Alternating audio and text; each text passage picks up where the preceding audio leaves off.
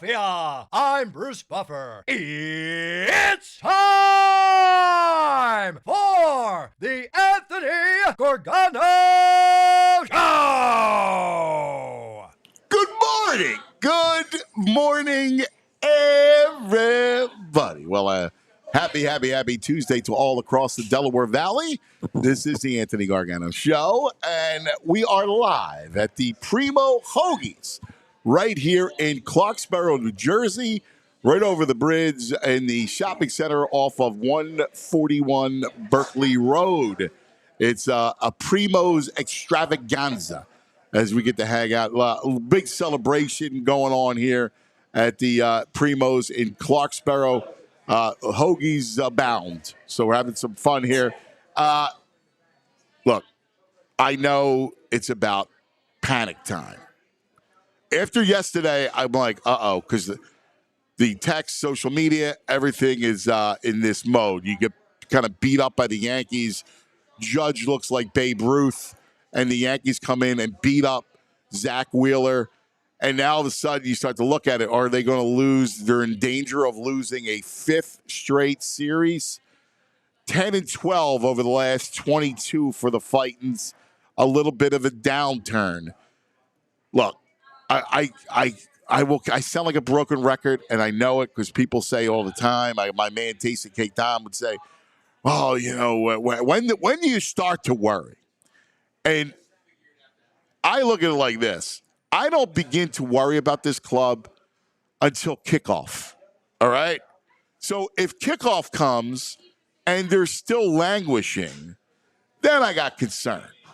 But I don't have any concern right now. I still look at this club and I go, this is a good club. Where are the holes in this club? They're not playing well right now, right? You look at it, and, who thinks that Wheeler goes out and gets, beat up a little bit? Rangers on the injured list, right? Like all that stuff. Who figures that sort of thing? Like that to me is more the cause of baseball than it is any kind of, foundation issue, right? Because when you're looking at worried, right? When you're thinking about panic and you're thinking about, oh my God, I'm concerned, you got to look at foundation. So their foundation, look at the lineup, right? Their lineup is the same. Their lineup should be potent, right? When you're going to go Schwarber and Turner and Bryce, right? And you follow it through with Bohm. And I know Stott's scuffed a little bit. JT's just coming back into the lineup, right? So you got issues in that they haven't been wildly consistent. Castellanos had some, good hot spots, and then it's cooled off a bit. I like the Austin Hayes thing because he'll mash left-handers. So I look at the lineup and I go, they're going to hit and they're going to score runs. So I'm not panicked over the lineup. The starting pitching has been incredible all year long. We know about the bullpen, the recent bullpen struggles, but now that's why you got Carlos Escobar, who is your, right-handed back-end leverage guy.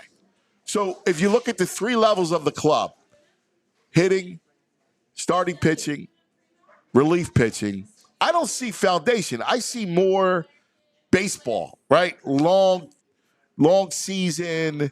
You're not going to play at that clip that they played at before. So a long season, you're going to see that sort of like ups and downs. They haven't had that big down period. This is kind of it. And even when you go inside the numbers, 10-12 over the last 22 is not, 6-16, 5-17. Those to me are more worry numbers. So I'm going to continue to preach this. Today's the trade deadline. And don't forget, we're all over the place here at PHLY, all over the community. We have a big trade deadline show. Jamie and Renee from our All PHLY Philly show will be at Murphy's Irish Pub, so it's going to be fun. They're going to be doing some fun stuff. We'll get into tell you more details of that. All kinds. I saw some of the memorabilia they're going to be giving away. It's fantastic. Don't forget the Anthony Gargano Show brought to you by Rite Aid. Visit your local Rite Aid pharmacy today. Stock up on allergy relief. Catch up on immunizations for RSV, shingles. Walk in or schedule a vaccine appointment at RiteAid.com. So that's my spiel. And I believe in the basically the sanctity of the laws of baseball. The laws of baseball say you can't play at an elevated clip for 162 games. That there's going to be those dips. That it has to happen, peaks and valleys over that long season. A little bit later on, we'll go Jim Salisbury. We'll talk because we need to hear from a veteran baseball voice. We'll have our training camp report live from NovaCare. We'll talk to Bo Wulf fresh off of practice. We had a different time today, so we're on from 10 until noon, so we can accommodate here at Primo's because it opens at 10. We wanted to be here with all the people. We love it. And, of course, you know me. I've been telling you about Primo Hoagies for the last 24 years. So you know I'm a lover of the Primo. Good morning, my cohort. Violations, Greg Caputo. Good morning, Anthony. I sense some panic out of you. Do you sense some panic out of me? I got to go down there tonight. I need some life out of this club, man. No, what's going on? The vibes are all off. They don't look like themselves. They don't look like themselves, but in a weird way, that's a good thing. And let's dive into this. Yeah. 3 levels. Yeah. The 3 levels. Look at your face. My God, look at your face. Mm-hmm. You got a long. You always have a long face, but you have you have this. You got this kind of push on your face. Yeah, I got to go down there tonight. I got 4 Yankee fans screaming at me. I had to deal with that with the Knicks. I don't want to deal with that tonight. All right, put that aside for a second. How concerned are you? And I give you the 3-level argument. Yeah. Pitching has me a little worried. Well, okay, starting pitching? Yeah, Sanchez and Ranger haven't done these kinds of innings right now. They could be fatiguing out. And that's interesting because the deadline is today. Yeah. There's a couple of big names. Yes. All right. Skubal. So Tariq Skubal, if you don't know, which is shocking to me that the Tigers would look to trade him, has become one of the best pitchers in baseball. He's a lefty. All right. He is dynamic. He's almost reminds me of Carlton. How he throws. He's this power lefty who is such an incredible talent. Now, he'll cost you, big level prospects. I would trade for that. I would trade the untouchables. You give him Painter and Crawford? Yeah. Me too. I would. Because here's the thing. You tell me if I go Wheeler, Skubal, Nola, in a 3-game in series play, it's the best in baseball. Easy. Nobody's touching you. And I use Ranger as my, I could bring him out of the bullpen. Mm-hmm. And out of the bullpen, Ranger is effective. So, if I could get Skubal, I'm in love. All right? That said, I hear what you're saying, but that comes into the long, sloping summer of baseball that your starting pitcher is going to be a little up and down. If they were guys who had a history of at least going through a full season, I'd Wheeler be less concerned. Wheeler and Nola for sure. Yeah, but Ranger and Sanchez are concerns as it's getting late in the season, and it's not late. It's not. It's getting there for innings for these guys with their innings. It is. Yeah, I could see them going to a 6-man rotation at some point, just to kind of get through that. Yeah, and then Wheeler falls off because he hates that. It's a real conundrum they got going on with that 6-man rotation. I think I need Dombrowski to get me a bat today. I'm not happy with Hayes. He's an eh. And I'm looking at this outfield. They're not productive enough. We cannot have Rojas. We need a center fielder today. Find me Ian Happ. Find me someone like that to bring in a little life. Like Chisholm brought some life into that lineup. That Yankees team went 10-22. They came in here last night looking like they're the best team in baseball. Okay, I get that. But that, again, when this lineup, you can't have great bats. You can't have great bats in all 9. Well, we don't have a great bat with Stott. JT has looked mediocre. Yeah, but JT look at the back of the baseball card. And by the way, JT, before he got hurt, he should be so fresh and healthy at this point. Okay, well, let him come. He just got back. I need a bat. He just got back. I need a bat. You need a bat. Yep. You got. Think about it. You got Schwarber. You got Turner. You got Bryce. Bryce has been slumping. So what do you mean? Bryce is pressing. He's frustrated and slumping pressing. But that's baseball. That's what happens. Yeah, he's fine. Rojas is not. The Rojas stinks. I agree with you. And now you cool and Mr. Rojas. You're cool to with, start the season. You're cool with the Hayes, Marshy rotation and Rojas. The outfield production for a World Series team. This does not. Okay. This does not come up to snuff. Yeah, because you have Bryce Harper at first. Yes. That's why you have that. And Trey Turner at short. That's why you have that. All right. Bohm, you don't have any concerns about Bohm? Yeah, I do have a concern about Bohm. It's a no coming up, and I'm using it now. They're 3-11, so he's got this girlfriend, Erin Dolan, 3-8. He's got his head's out in the right place. He's got this nationwide girlfriend, and suddenly he can't get an RBI. He can't buy an RBI. Okay. That's called a funk. I love funk. You gotta get his head right. The funk that happens with baseball. That's what happens, man. That's what this is a long. And again, if you were 10, or again 6-16, 5-17, I would understand you. But 10-12, they're game that's under, not the sky falling. Game under 500 since the London flu hit. That London, I think they're smelling themselves. They were in London.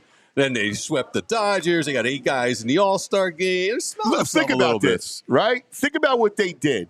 How they did. Right. The same team that swept the Dodgers, right? Look what they did. It's still. Look what they did. They're bringing up all this nice food in front of us. Primos, Jeepers, Creepers. Well, look at this. Yeah, look, here you go. Feel better. Yeah, all right? And some cheese. All right? I need some dairy. Feel better. Here you go. You have all the beautiful. I can't even open it. You have all the beautiful cured meats and things you can just dive in. Yeah. Here at Primo's. Listen, I've heard this. I'm talking people off the ledge. I feel like, who's the Thank God we're on the ground floor today. Who's the task force where they talk off bridge jumpers? Yeah, right. Yeah, that's who I feel like. That's your role today. I feel like I'm talking off bridge jumpers, where I go, no, listen, it's going to be okay. All right, you have a long life to live. It's going to get better. There's nothing wrong, right? There's nothing wrong. It's going to be okay. The bridge jumpers are like, relax. These people in the chat, Provolone John and stuff, they're giving Bone props because of the talent he's dating right now. You can't let that go. You got to keep that. Come on. It's big time. He's big time now. He is big time. He's big time now. Listen, you got to allow for this sort of funk. I mean, this is what, again, it's not like you just started following baseball. You've seen this all the time. Rather now, right, going into August than going into October, now's the time to have it. If you had to have a baseball flu, now's the time to get that flu. Not September, not October. I don't know if Stott and Rojas recover from this flu. You know, there are two bats in the lineup. There are two bats in the lineup that are outs. Listen, forget Rojas. I mean, you're not going to get batting with 8 guys. You're trying to you're using him for defense. I mean, that's what he's there for. Listen, I hear you. You're panicked. All right, and I've never been a Rojas guy. So if you told me I was getting a decent bat, somebody for cheap, I'm down. I'm all in. The deadline is today. We're going to keep you abreast of it. Yeah, let's go, Dombrowski. All right, let's. But I don't think it's apparent. Like you're at a level 9 out of 10 in, you cracking glass. Well, you got me in the burbs. I'm all stressed out, man. Get me out of the city, dude. The only place that get me out of the city is Primo's. Real quick, gotta welcome back Skeeves. Hey guys, what's going on? Skeeves, how was your vacation? Oh, it was fantastic. St. Pete's. He's Florida boy now. He wants to retire down there. I can see him being a Florida guy. I'm moving down there as soon as I can. He's got that Skeeves look. Mm-hmm. You know what I mean? Yeah.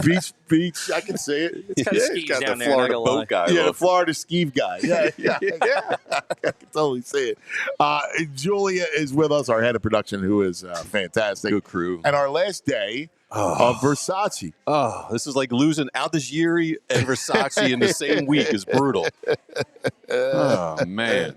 The best is Uncle Frank said that VG's got to get out of their Nirvine boat All right, because you're just sitting next to him right now.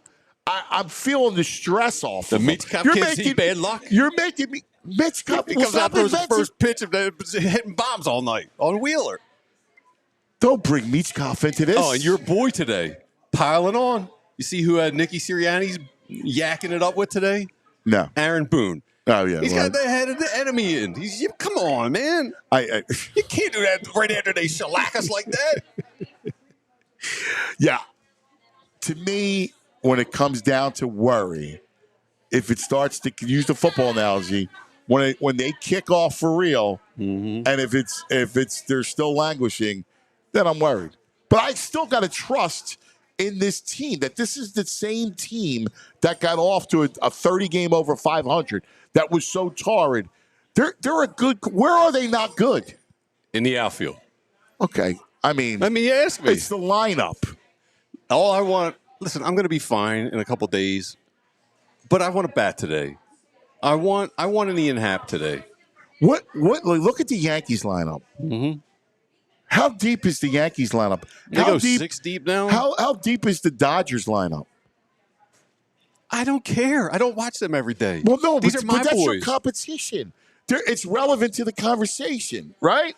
So if you look at their lineup, you look at the Dodgers, Ohtani, Teoscar Hernandez, Betts will come back, right? And Will Smith, the catcher. Why isn't Ohtani and Teoscar in these slumped yet? What's happening? The Phillies beat them 3. They swept them. I know. They got 4 guys, right? And then you got your Luxes, your Hernandez. They got Kevin Biggio. I mean, these guys are just guys. But seriously, look at the Yankees lineup. I mean, Stanton's not what he used to be, right? Nah, so that guy's always hurt. You got Soto and Judge. Judge. All right. And who else? Chisholm. Oh, come on. LeMahieu. Uncle Ben's Rice. LeMahieu. Ben Rice. Stop. Volpe. You would be dying. Yeah, Volpe's so good they had to banish him from leadoff. I mean, are you kidding me? He looks like Tony Gwynn compared to Rojas Volpe. Come on. Okay. They have 4 Rojases. I mean, Grisham was playing. All right, well, let's go over to Phil's lineup. Schwarber, Harper, Turner. Yeah. And Bohm. Unless he gets if he breaks up with the girlfriend, Bohm. You can't give me if he breaks up the girl. Look what Bohm. Look at what Bohm has done. Actually, Casty's been ridiculous the last 4 or 5 weeks. JT. He just came back. He should be fresh. You should be hitting bomb last night. Oh my God, it's baseball. You can't come back from a long layoff and then you're going to be locked in right away. He was hitting 290 when he got hurt. Yeah, but you know that he's quality at the plate. Stop. And all of a sudden you got a beef with JT. I don't have a beef. I just expect more. Well, again, he just got back into the lineup. And can we also say this? Can we all stop celebrating the Braves' loss right now because they're losing to the Brewers, and the Brewers are creeping up on us. Now you're afraid of Milwaukee. Yeah. Look at their lineup. Yeah, they stink. All right, they're still 7-10 in the last 7-3 in their last 10. You got to take a gummy. I need a gummy. I don't drive when I do gummies, so I don't know. Well, you got to do something. I got my chamomile tea. I'm trying to take the edge off with some chamomile tea. You got to do something. All right, dude. You got to do something. Because I can't take this VG. This is. I don't like being like this. You're a doomsayer. I don't like being like this. You guys aren't worried about the Phillies. Don't worry about the Phillies. All right, don't worry. They're good. Trust that they're good, guys. All right. Yeah, you got 1 thumbs up. 1 thumbs up. This guy. Yeah. I got Jules and my man over here. All right. The ladies over here, they agree. They got some Yankees hats on. Yankees hat? No, I'm just kidding. No, don't do that. Come on, don't say that stuff. All right, let me tell you about what else. We're live at Primo Hoagies right here in Clarksboro, New Jersey. 141 Berkeley Road right here in the shopping center. If I told you, what a great spot. All right, they're having a whole day extravaganza. In fact, coming up in a little bit, the Fanatic will be here at 1 o'clock. Oh, man, I'm going to stick around. All right. That'll get me in a good mood. He'll make you feel better. Yeah. So the Fanatic will be here. We have the Jersey String Band will be here a little bit later. And then, of course, 50 free hoagies at 5:30. They gave away 50 free hoagies this morning and went like that. You saw the crowds. People lined up here like an hour ahead of time. Yeah, it's fantastic. So, again, a little bit later on, do yourself a favor. Make today a Primo day. Go to PrimoHoagies.com. Look at the locations nearest you. There's over 90 across the Delaware Valley. So there's going to be a Primo's near you. All right, you know the greatest sandwiches, the greatest human meats and cheeses piled high on that fresh seeded roll, baked in store every couple hours.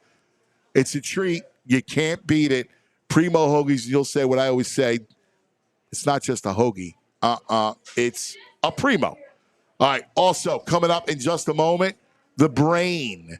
So the Brain will hook us up. And, of course, the Brain and the Daily Grind always brought to us by the Bet Park Sportsbook and Casino app. Oh, man, they got you covered. So in addition to the fightings, all right, Sanchez on the bump. Tonight's total is 9 runs. So you can check out the combos. A $20 wager on Schwarber to hit a home run and the fightings to win brings back $78. Go ahead, VG. I'm in on that. Right? Yeah. Pretty good. Listen, I always tell you about it. I'm proud to exclusively recommend Bet Parks, the only online casino and sports betting app that I'll use. Bet Parks has your seat at the table with live dealer for all your favorite classic casino games right now on your phone. Play live baccarat, live roulette, live blackjack, live dealers, plus hundreds of exciting online slots. Summer's here, right? We're in the throes of it. So much fun. So the beach, the boat, the boardwalk, the Poconos, the campground, the lake, or maybe your backyard pool. Make your downtime fun time. Bet Parks, a proud official betting operator of the PGA Tour. Live bet while you watch all your favorite sports. Download the app. Enjoy all the action and excitement from the casino at your fingertips. New users, download the app, right? And get up to $1,000 casino bonus back if you're down the first 24 hours. BetParks.com has all the details. Got to be 21 in PA, New Jersey, Maryland, Ohio, or Michigan. Gambling problem, call 1-800-GAMBLER. You love to play. You play to win. You bet. Bet Parks. All right, time now for the grind. And let's bring in our man, the Brain. Red, the Brain Finder. Hello, Brain. What do you say, I my am man? jealous, Anthony. Very jealous. I love Primo's Hoagies. You love Primo's, huh? One of my, Man, the dog wants a one of hoagie. my, we got a new puppy, but anyway, You did. we did. I want to show we did, Brad the goodies. Oh man. Oh, Brad, here you go, Brad. Jesus. Look at that. You got the super side. You got the Jesus pepperoni, God. What is the okay, cheeses, well, the mozzarella. All right, the olives. Oh, he's got the you see dog the- in him. Oh, dude, that dog's adorable. What kind of dog is he? I have a poo. No, Havanese. Habanese? Havapoo. Havapoo? I don't. I have a Havapoo Havapoo. too. The VT's I having a had poo all one all morning. morning, yeah. Yeah. What's the dog's name? You know, it's actually funny. They haven't named my fiance got the thing. She hasn't named it yet. It's What do you supposedly mean? going to be. She's been hemming and hawing between 27 different names. She's treating this name like it's supposedly going to be. You got to Bella. name the dog. What, Thelma? It's going to be. I think it's going to be Bella. That's the odds Dude, favorite, Bella. Bella's. Yeah. There's a million Bellas out there. I said the same thing. You can't Said go the same Bella. thing. You got to same go. thing. You get unique. Make the dog unique. There's I so agree many with you. Bellas. Versace. Boring. Yeah, name I- the dog. Versace. By the way, She wouldn't go for we're that. upset because it's your son's last day as our intern. I know. Yeah. And bump. we love him. We absolutely we love the kid. Oh, well, I appreciate you putting up with them for as long as you did. So We love. Listen, he's always got a home with us. he's a good kid. You know, No, he's a good kid. So appreciate it. Versace's he's a good kid. He, man. by We the love way, him. he told me. He said you were a champ with those hot wings. He said you were. Victor, you got to move the dog. Honestly. So yesterday we had the blazing hot wings. Yeah, right. he said you were an absolute man of men. Like Well- he was impressed. Listen, I got news for you. It was no issues whatsoever. Like I love it. Like it cleared out That's my what he said. allergies. That's what he said. He said you were like for you it was like having a sip of water. He Yeah, was, I he was actually very enjoyed impressed. Yeah. That's what he Yeah. said. Anthony He was he hasn't looked that good in weeks with his allergies. His eyes opened up. He wasn't sniffling. Yeah, it was unbelievable. He said it was the hot. hottest thing he's had. He said it was like, he told me it was like the hottest thing he's eaten. Yeah, So, it's a hot. It's hot. He went back for Yeah. seconds for Sashi. Yeah. Did he really? I was proud Oh, of him. Yeah. No, he showed up, man. He Yeah. showed up. I still got to get down there one time and like down a pizza in like 3 minutes for you, Oh, Dude, man. you got to do that. In fact, we're looking forward to that. All right, we're looking forward to doing that. What do you? We've been talking about this. Now I'm curious what you think because you're a baseball guy. I trying to talk VG off the ledge. I'm one of these guys that is talking off bridge jumpers, right? I'm looking up and I just see a crowd of bridge jumpers, and I'm like, what's going on here?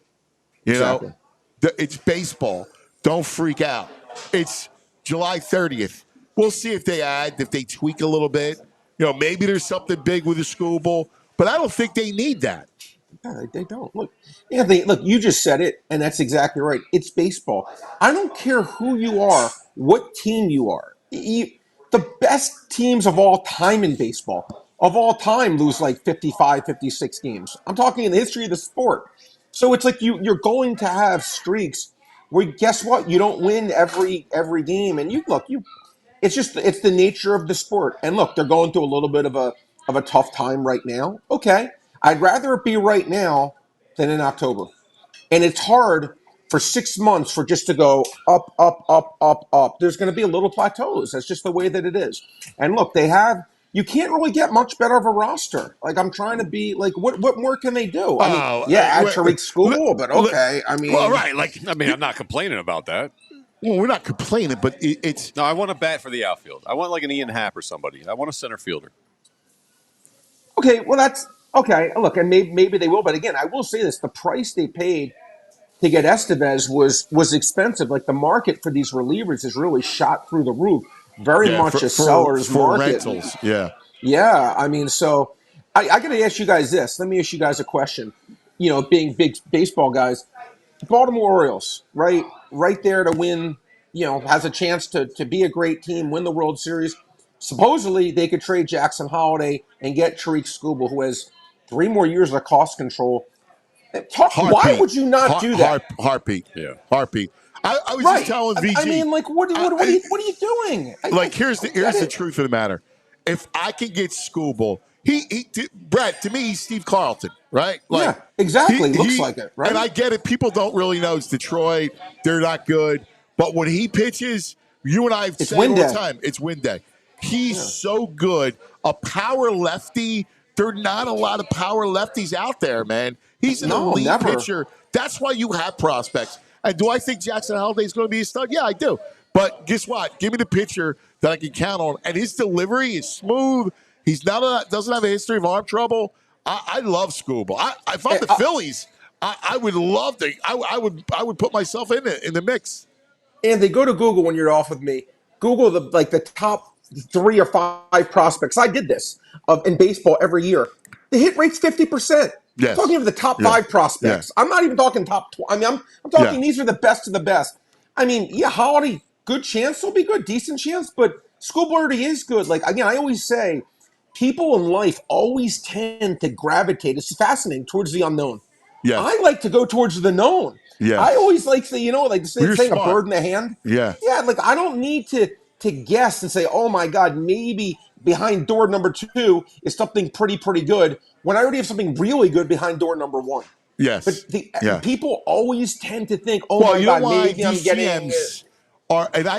We had Ruben Amaro on yesterday, and Ruben Amaro was talking about the deadline and how you navigate the deadline. And everybody said, you know what's changed the most is that everybody is so afraid because you don't want to get beat on a trade. Like, it's so public now that guys become gun shy and they don't want to get beat on a trade. Yeah, that's why I like AJ Preller of San Diego. He's traded 8 of his last 10 first-round picks. Not that it's necessarily helped the Padres, but at least Look, they're playing good ball now. Yeah. At least they're playing good ball. But at least they didn't. They lost it to the Phillies. Yeah. Was it 2 years ago? Or was it last year when they played 2 years the Phillies? ago. 2 years ago. I mean, Yeah. I'm saying they at least they've made some of the playoff runs and they've at least tried and they make an effort and saying, listen, yeah, these prospects may be good, but they also could be garbage. And you get, look, they went in for Juan Soto. I give him credit. You know what? When he saw that he wasn't able to afford him, he gets Michael King, who's honestly his last 5 or 6 starts has been one of the best pitchers in baseball. He gets Dylan Cease. So look, I like it when these teams go for these big guys. I don't know if the Phillies would ever go for a guy like Skubal just because the cost would be seemingly but again, it goes back to it, astronomical. right? It's going to cost you Painter, and it's going to cost you Crawford, and I would do that in a I would second. do it in 2 seconds. So would I. Because it wouldn't be a decision for me. By the way, think about it, right? Now he's got me because he got us talking about Skubal. But if you think Wheeler, Skubal, and Nola in a series, good luck. Yeah, exactly. No, you're 100% right. You ain't And by the me. way, it would set you up for years.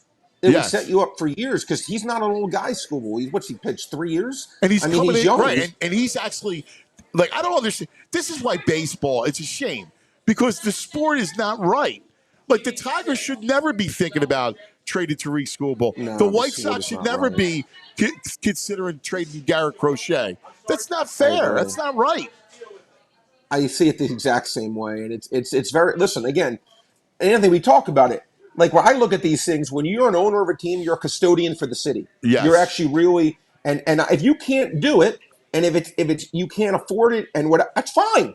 No, then just don't be involved. Right? Because when you're people love sports. It's the most loved thing in the world, more or less. And if you can't provide for that fan base, you shouldn't be doing it. And to me, Detroit, even entertaining trading this guy, I know I can't stand it, and I think it looks horrible for the sport, and I can't. That's why same people said about the football. Everyone with the salary cap being the same, you don't get any of that. No, BS. and that's why Green Bay can exist. Exactly, I love it. And so do I. The fact that you have a small market like that. And they pay the highest player for Jordan Love like that. Exactly. They can afford because that's the way the sport is. And it's frustrating when you see a sport now. Look, we're part of the haves in Philadelphia, but just as an overall thing, it's just not a good look. Yeah. I mean, not for nothing, but Greg, tell Brad what your biggest fears are. What do you mean? I want some offense. I want a little bit. I want the vibes picked up. I want a bat. That's what I want. I think the outfield is just not good enough for a contending World Series team. So tell him about. I don't like the Hayes Marsh platoon. It doesn't do much for me, and I hate Rojas. Marsh is. I think. Well, Rojas. I agree with that. But Marsh has been. I don't think Marsh. Rojas. I don't know if that's fair about Marsh. I think is at least a serviceable bat. No, I like Marsh. His OPS. Hayes. I think he's a. I don't overrate him, but I think he's at least. I think he could hit 7th in a good lineup. I think too. I like the Marsh Hayes platoon. I mean, that's better than Incaviglia and Izzy. Oh, and Milt Thompson. Oh my, those were the days. 1-0. Yeah. Go ahead. I mean, the thing is, you mentioned Ian Happ, and I'll give you credit, VG. That's at least you're not saying go get Barry Bonds in his prime. Yeah, you're giving a realistic guy, which I respect. And the Cubs potentially may be looking to move guys. I mean, I like the Braves move. Jorge Soler. I take him too. Power bat for sure. Yeah, he's got postseason experience. Yeah, but you want a center fielder. He's not playing center field. Yeah, I know. I'd rather move. You're going to stop. How many corner outfielders are you going to have? Not enough. I just want bats, dude. You know what the thing is, too? I would play Marsh at center more. I would, too. I think that solves your issue. I like Hayes. I love him against lefties. I like him more than you do. Would you guys have gone for Jasmine? It's spelled no. No. Okay. I did not like Chisholm. I hear things about him, too, and clubhouse stuff and whatever about Fitz. I think you got to be particular with him, with this clubhouse. And forget about because maybe that's a little bit overblown. I just think strikes out. I'm not a fan. But I would do a Hayes Marsh platoon in center field and add a corner bat with some power. I would do that. Well, Hayes not going to. There's not much. You know what's interesting, guys? Tell me if you agree with me. It's fascinating. There's not many good hitters available. No, Robert. You see the trade. Robert's your best. Robert's your best. Yeah. And that is the. And he's going to cost you. It's going to cost a lot. And I'd rather pay for School Bowl than another bat. And so would I. Like we talk about it. You got, go around the diamond. JT, Bryce.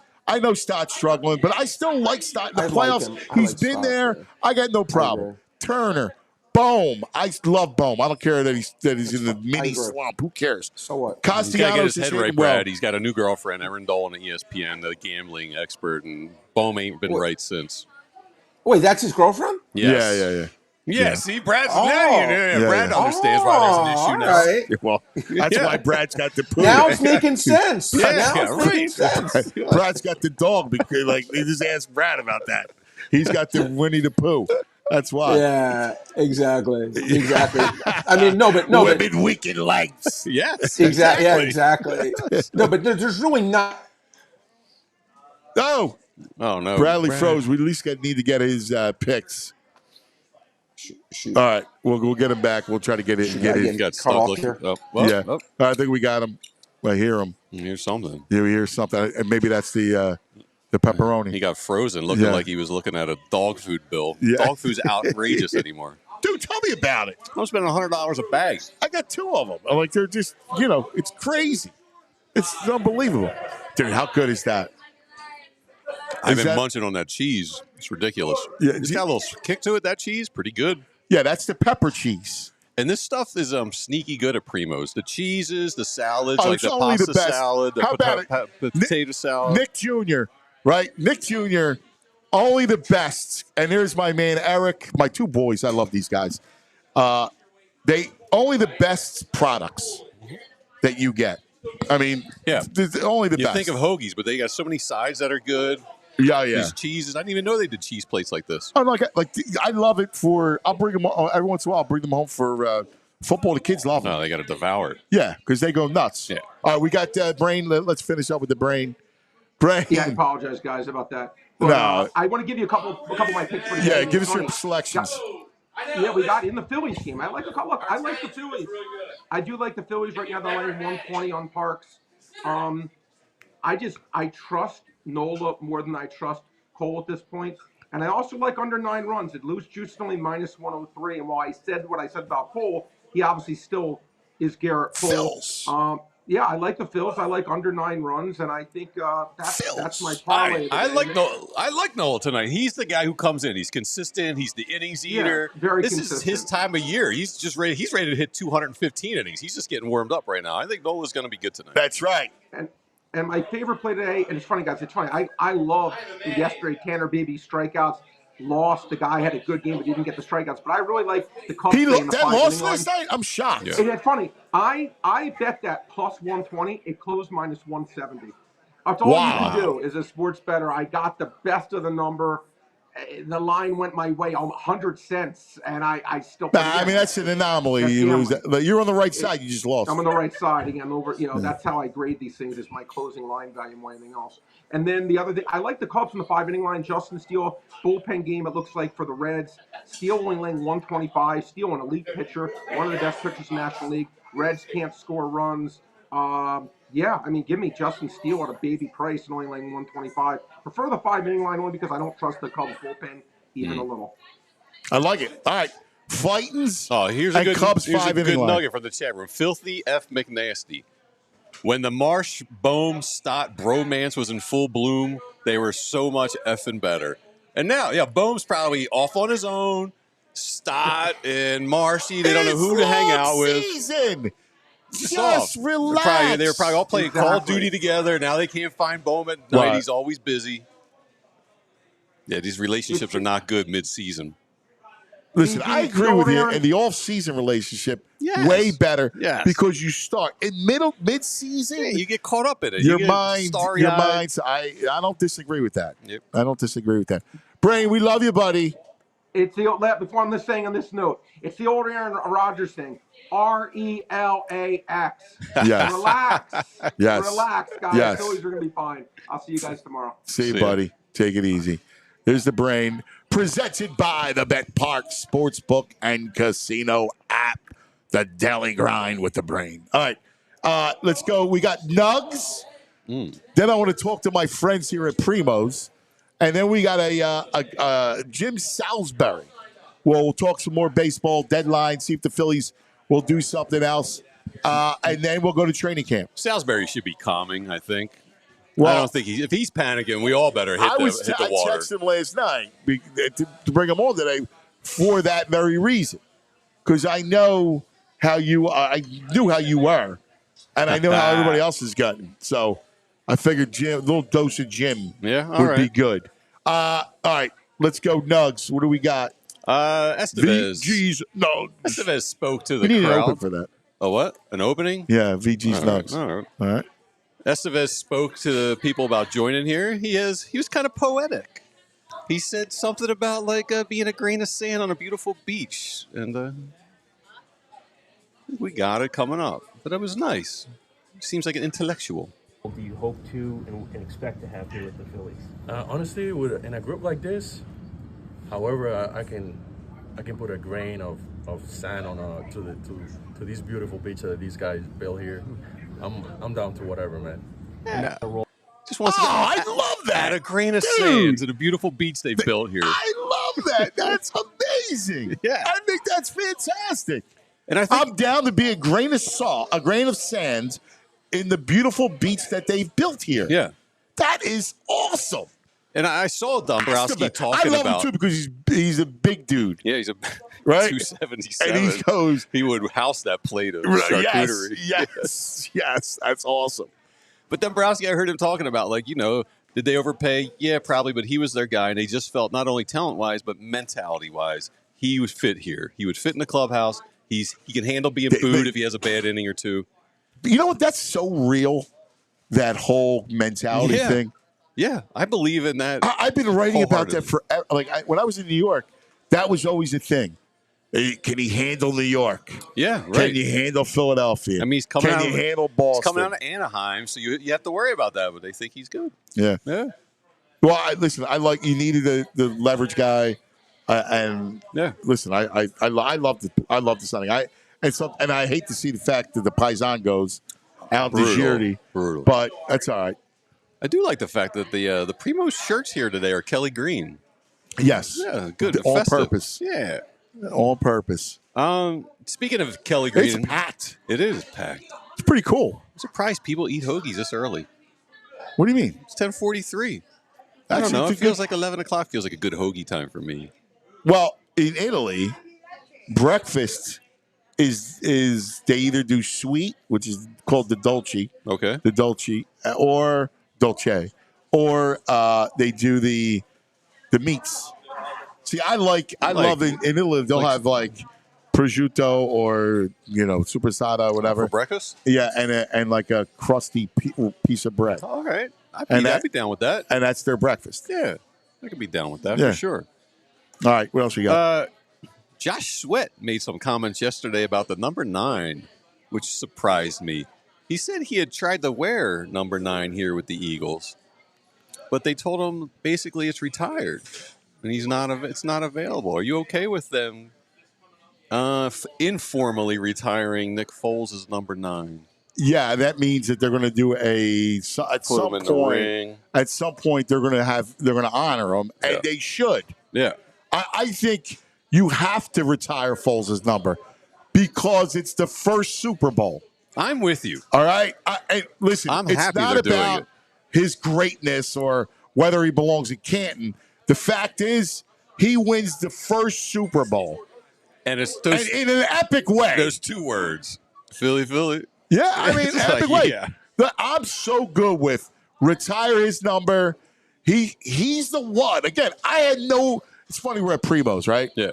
So you saw Nick Jr., right? Big Nick started the Primo's franchise. So there was an original store on Rittner Street, all right? And Big Nick Papinier, said, hey, I want to open up some down the shore. Mm-hmm. So we opened up a couple Primos down the shore, and it started to go bananas. So then now there's again over 90 in this area alone. They're all over the country, everything. He told me that year, he's listening to me on the air, and I was devastated, dude. Absolutely devastated that we're sitting here and Wentz was hurt in LA. I thought it was over. I mean, I thought it was over. We had no chance. The whole thing derailed again. Yeah. Randall Cunningham, all the T.O., dude. all those injuries. I was like, we're cursed. I really believed in it. You know where I was? I was at a hotel bar in Kona, Hawaii. It was early in the morning, like, I don't know, 9 o'clock in the morning because of the time difference. Whole bar laughing at me, saying, season's over, you just lost your quarterback, ha, ha, ha. I had to deal with that. Oh, that's brutal. Yeah. Brutal. I mean. I the next day on the air, it was it was maudlin, right? Like it felt like it was funeral. It was like a funeral. It was terrible. So I didn't believe. Big Nick calls me up and he said, listen to me. They're going to be fine. Foles. Believe in Foles. Don't you know he started the St. Nick thing? There was a Primo's billboard on the Walt Whitman Bridge. He put a St. Nick. Nice. He did a St. Nick on that billboard. Tribute to Nick Foles. Hell yeah. He said, you got to believe in Nick Foles. And sure enough, I didn't believe in a little. The Raiders game, you remember that? Yeah. Oh, horrible, right? Then he get lucky against Atlanta, right? And then he was the man. Got it rolling. Retire the number. All right. Retire it. So we tapped on it earlier. Mitch Kov came out yesterday. A whole Flyers thing at the ballpark yesterday. Mitch Kov was in the bullpen with like 3 or 4 other Flyers. They're all sitting around. He's a little uncasual. Everyone was casual with shorts and like T-shirts on. He had a little polo shirt on. Looked a little uncomfortable. I thought he looked a little miserable sitting there with everybody. Like, just get me to the ice. Get me to the gym. What am I doing sitting here? Well, I mean, He didn't look so happy. I mean, listen, you're from Russia. What do you know about baseball? Right. He's in a foreign country, doesn't know nothing about baseball. He's probably like, wow, He looks this like whole an thing, accountant at Primo's. He looks good. A little business casual. Oh, what do you expect him? His mother, he's 19. His mother he doesn't know what this is like. He's European, right? Like, so he's dressed. The mother said probably put a polo on. Right? Yeah. He's hanging out with a bunch of beach bums. But he doesn't know that. He doesn't know the North American hockey culture, our sports culture. All right, let's take a. I want you to break down his form. Break down his form on the first pitch. All right. Yeah. Here we go. There it is.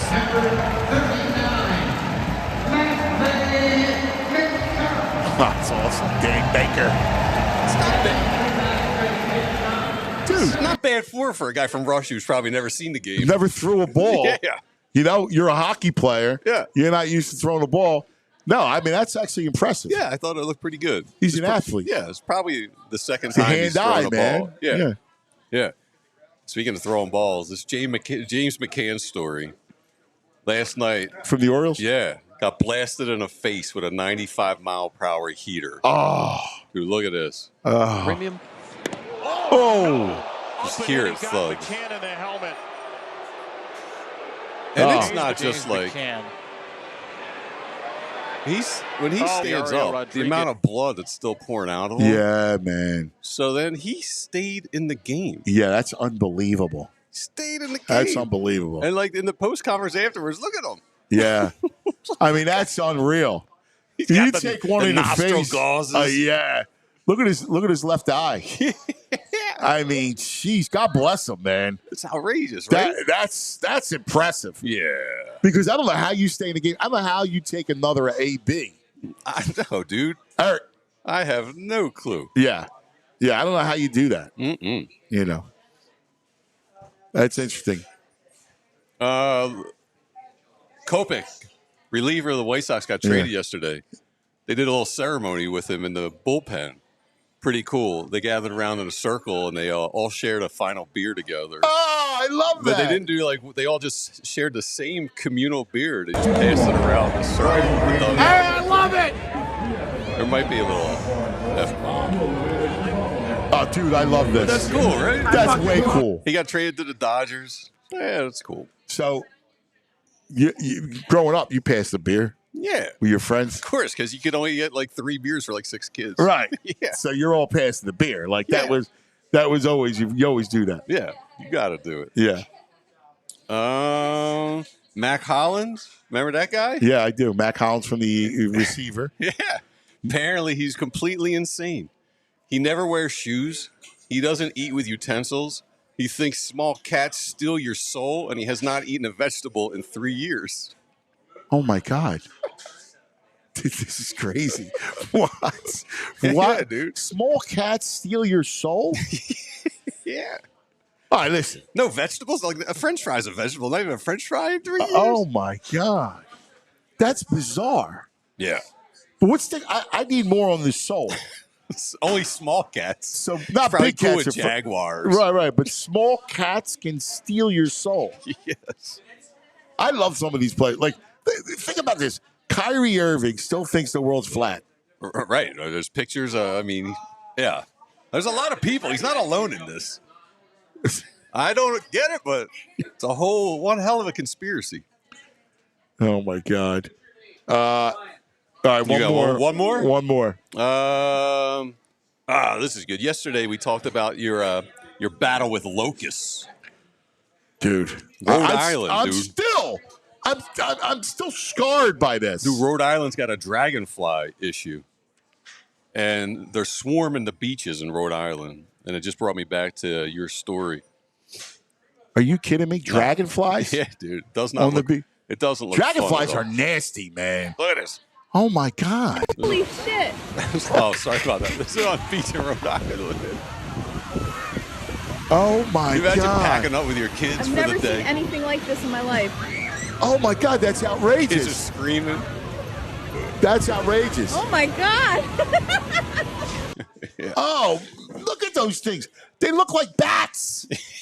Yeah. Holy moly. That's incredible. Crazy stuff. Oh, man. That's horrible. Oh, God, dude. Yeah, wild Are you stuff, kidding man. me? Look at this guy. Bugs are no joke. Look at this guy. This is Eric Bonner. Hey, all Eric. right. What's up, guys? man? So Eric is the what you say, COO, COO Primo Hoagies. right? Nice. So Eric's Nice the work, COO. man. He does a hell of a job because they're all fantastic. Well, look at this crowd we have here. Yeah. So this is what I love. We're like family. We go way back a long ways.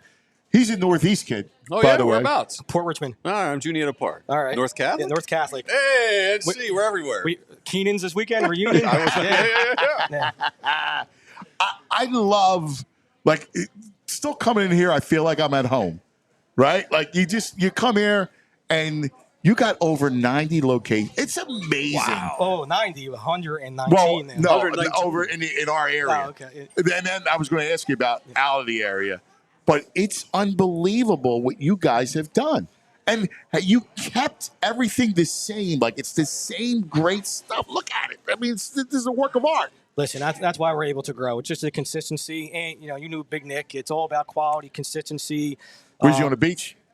Maybe. He's probably on the maybe. beach. Yeah, maybe. I can see the big guy on the beach right now soaking up the sun. Hey, look, none of this is possible without him. We got to see a great spot. Listen, that guy is brilliant. He's a brilliant man. That's amazing. Coming from South Philly to this, what we have now. We're in 11 states, 119 11 states. We're getting ready to open up in Mass in a couple months here. Oh, Be the man. first store in Mass. Yep. Wow. Yeah. Enemy So territory up there. I know you're in Texas now. Texas, as far west as Colorado. Colorado. That's right, because in our sister station, DNVR, All right. has some Primo. So we love We that. got people in the chat room begging for a Harrisburg store. We just opened in Wyomissing, not All too right. far away. All right. Oh, really? There you go, K-Red. Now, have you have a map, like in your office, do you and Nick Jr. have a map with the pins of all the locations? Well, you can't see the map. Oh, yeah. future growth, you can't see the map anymore. There's pins everywhere. That's awesome. Yeah, but that's been great. 11 states. We have almost 100 scheduled to open up over the next few years.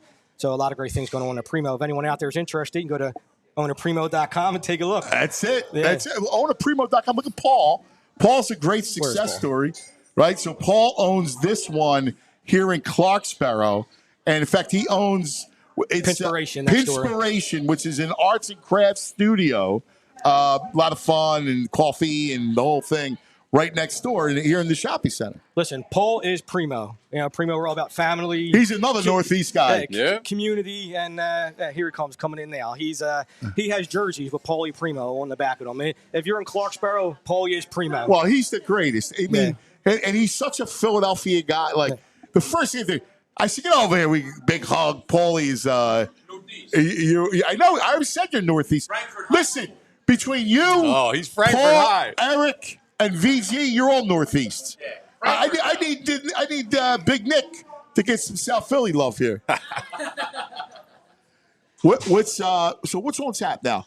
We got football season coming up, which is a big season for you guys. Of course, every day should be a Primo day. What stories you got ready to pop? What's happening from the big picture in the world of Primos? Yeah, we have a lot of great things. We just released our new app, which is great. We have system-wide delivery now, which is convenient. You're watching the Eagles on Sunday, and you don't feel like moving off the couch like me. Go right on the app, and order your hoagies.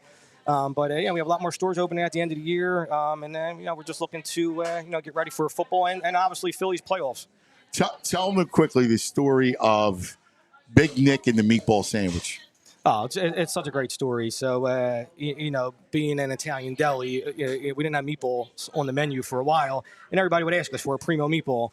And Nick's mother, he said, my mother makes the best meatballs, and we were able to find a manufacturer to make that recipe. So third pork, veal, and beef, and all the great Italian spices and cheeses. So it's been on our menu for probably about 10, 12 years now, and it's it's such a. But how long did it take for him to perfect? So long, yeah. So we were getting samples of different meatballs, and again, Nick, quality. Get this out, out of here. You know, like magic. Get out of here. Stinks. Get this out of here. You're like, you crazy? Stinks. Yeah, and then he had the idea of getting his mother's meatball. So it's a great story, and it's a great menu option. It really is. What's your favorite? See, I'm basic. I'm a turkey and cheese. If I get adventurous, I'm a buffalo cutlet. Yeah. Spoken like a true Northeast. I know, Andrew. I don't know if you still eat it, but from years ago, hot supersize, Swiss, long hots. The long hots. I'm a hot man. Yeah. You kidding me? But this is all great. Like that roll. Like look at the bread that you bake in store every day. It's incredible. It really is. In fact, credit. Give us a roll so we can show everybody. Like, look at this. Look at this roll. You bake this bread every day in store. So look at this. The best part about you can go yard with this roll. I've been staring at them all day, all right? morning. Yeah. Look at that. Look how beautiful that is. The best part about my this grandmother bread used to say that. And we ship this cross country. So if you get a hoagie in Colorado or Naples, Florida, the same hoagie you get in South Philly. So wow. Yeah. Look at that. Isn't that awesome? Yeah. The real quick, you know what's funny? My grandmother. So when the original was on Rittner Street. Like, that was a big deal. It was like that took the neighborhood by storm. Like, oh, my God, did you get a Primo? Like, it was a big deal. Well, back then, putting hoagies on a cedar roll was unheard of. You used this for Sunday macaroni. Yes. So do you also think that your hoagies are packed, right? So my grandmother would buy my cousin a sandwich, me a sandwich, and her a sandwich. She would then go get more rolls and take and spread and make 3 sandwiches out of one. Yeah. That's what you used to do. That's great. Yeah, it was great. My brother. Hey, thank you for coming out. We love you. Appreciate it. This love is you guys. a great spot. We love our Primos, brother. All right. You know that. All right. Enjoy the rest of the show. Thanks, guys. There he is. Eric Bonner, the COO of Primo Hoagies, hanging out. We go way back. He's just tremendous. We got a guy wearing a Phillies gear, little Schwarber shirt over here. He's not the turd. No, he's not. He's not, unlike you. Listen, I'm going down, and I'll drop $70 down at the ballpark tonight, and I'll cheer them on. Hey, I don't sell my tickets. I love it. I'm going to tell people about Game Time, because coming up, we're going to have my man, the great Jim Salisbury, to talk you off the ledge. Yeah, he's going to be like a grandfatherly talk is what I need. Well, and that's Not listen. to say he's old, but he's got that kind of vibe. No, well, that's what he does. Like he's got that kind of way about him to talk you off the ledge. He's been when you cover the sport that long, you have a feel for it. Hey, by the way, listen, VG's going tonight. Phillies, Yankees. You want to talk about special? Download the Game Time app. Game Time is an authorized ticket marketplace of Major League Baseball, which makes getting tickets faster and easier. Prices on the Game Time app actually go down as it gets closer to the first pitch. It's really interesting. With killer last-minute deals, all-in prices, you get views from your seat, the lowest price guaranteed. Game Time takes the guesswork out of buying MLB tickets. Like tonight, you want to see, look, Brad loves it. He likes Nola tonight. You want to head down and see the Titans against the Yankees, go on down to download the Game Time app. It's incredible, all right? Last-minute tickets, flash deals, zone deals, easy to find and buy MLB tickets for every kind of event in your area. Again, you can actually, on the app, see the view at Citizens Bank Park of where you're going to sit. The lowest price is guaranteed. You got cancellation protection, job loss protection. They got everything, man. You can save up to 60% off buying last-minute tickets for sports, concerts, comedy, theater. Save even more with exclusive in-app deals on select seats ahead of the game and ahead of the event. I'm telling you, take the guesswork out of buying MLB tickets or any tickets for any sport, any event, right? Download the Game Time app, create an account, use the code PHLY for $20 off your first purchase. Terms apply. Again, create an account, redeem the code PHLY, $20 off. Download Game Time today. Last minute tickets, lowest prices guaranteed. Oh, it's allergy season. And what causes allergies? We got pollen from trees, grasses, weeds. They're usually the primary cause of allergies. Symptoms flare when the pollen you're allergic to is in the air. It's possible to be allergic to just one or several types, Ant. Yeah, I know several. Yeah, I'm allergic to several types. So if you're feeling sneezy, runny, and itchy, it might be a pollen allergy, which can make you feel pretty miserable. But there's ways to get relief, and Rite Aid's got them. So if you got the symptoms that appear with Trust allergies, me, I would be in bed if not for Rite Aid. So if you got some itchy, red, or swollen, watery eyes, some sneezing, nasal congestions, runny nose, scratchy throat, brain fog, itchy nose, skin and eyes, headaches, cough, or if you're developing dark circles under your eyes, it might not be just a lack of sleep. It could be those allergies. So what can you do to get relief during allergy season? Sign up. I got brain fog. Sign up for Rite Aid Rewards emails at riteaid.com/rewards to receive email and pollen alerts, which are pretty handy. If the pollen count's high, man, you want to stay indoors, keep the windows closed, run the air conditioner, remove your shoes at the door so you don't track pollen in your house, and take a shower before bedtime to help wash away the pollen from your skin and hair. They got over-the-counter options available at your local Rite Aid. You could try a nasal rinse to flush out your nasal passages. I do that, a little saline nasal rinse. I like that. Dr. Mike told me. Yeah, and when symptoms are flaring up or when you know the pollen count's high, you try some antihistamines. Rite Aid brands always work, or you could use the name brands like Claritin or Zyrtec. And you want to try ideally to get them in your system 1 to 2 weeks before the pollen allergies are in full effect. And you can also try those nasal corticosteroid sprays like Flonase or Nasacort, or you can use the Rite Aid brands because they work. I always buy the Rite Aid brands to save a few bucks. The Buffalo Wild Wings hot sauce. Oh, yeah, a little hot sauce, some candles in that hot sauce. So if you still don't get enough relief, you can always ask a Rite Aid pharmacist if a different type of allergy medications available, like a decongestant. And you can always ask your Rite Aid pharmacist for recommendations on ways to get relief during allergy season. Visit your local Rite Aid today, stock up on allergy relief, or catch up on immunizations for RSV, shingles, and more. Walk in or schedule a vaccine appointment at riteaid.com. All right, Anthony Gargano Show presented by TrueMark Financial Credit Union. Check out TrueMark.com/PHLY or stop at your local branch to learn more about the credit union difference at TrueMark Financial today. Now, I purposely wanted our next guest because save us, Jim. There was mass panic. You are just morose this morning. You've gotten a little bit better. I lean now towards that I'm going to hit anxiety. you in the head with the Primo roll. By the way, it's hot out of the oven, dude. Here, knock yourself out. Oh, man. That'll make Whoa, you get one of that and put that in there. Woo. And then eat that and listen to Jim, and you'll feel better. All right? Dr. Ant tells you that. Let's welcome the great Jim Salsbury. We love you, Jimmy. I needed you on purpose today to help play psychiatrists.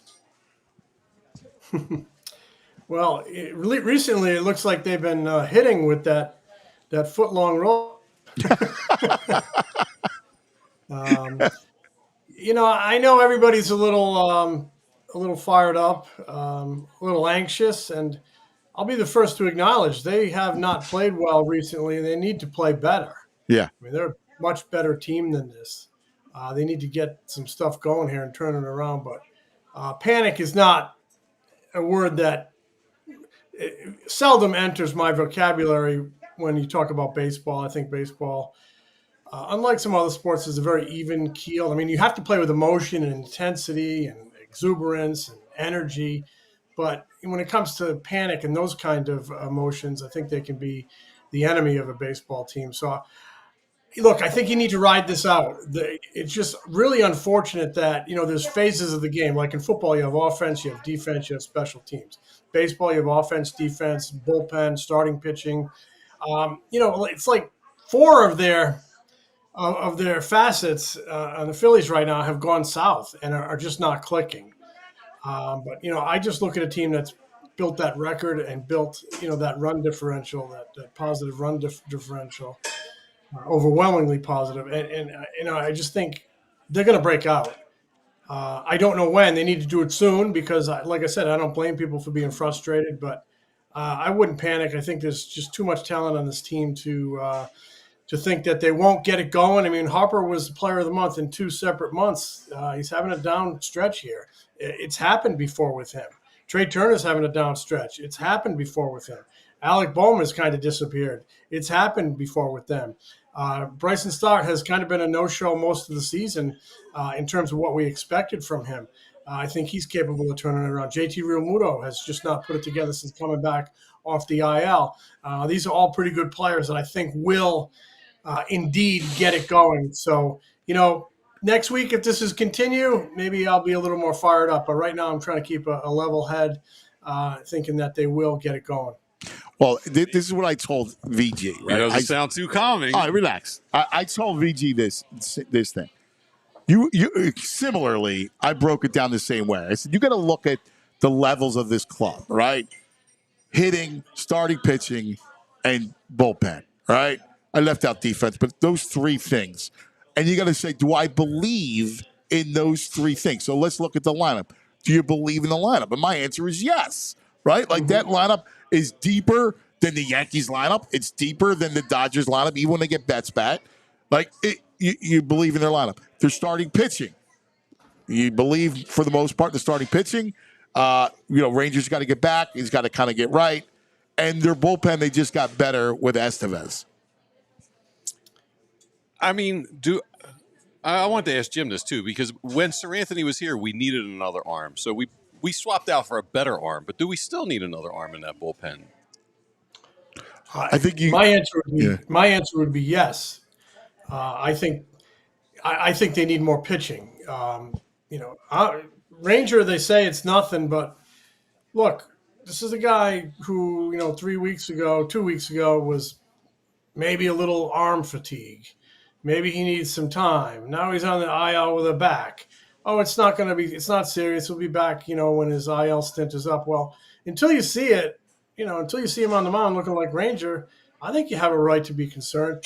I think they need more pitching, be it starter, because if you get a starter, some starting depth, maybe Ranger can help you in the bullpen if his back is, maybe a little more to it than we think there is. Or maybe you get a swingman type, or maybe you get a starter who can relieve. So I think their antennae is still up for more pitching. And I know the offense has become a recent concern, and the outfield, the offense in the outfield is probably a season-long concern. But if you kind of break it down, the game is about runs, scoring them and preventing them. If you can prevent more runs by getting a little more pitching upgrade, that can also improve your ball club. So, I just think they're probably still on the prowl for another guy who can profile in that bullpen, maybe a depth starter.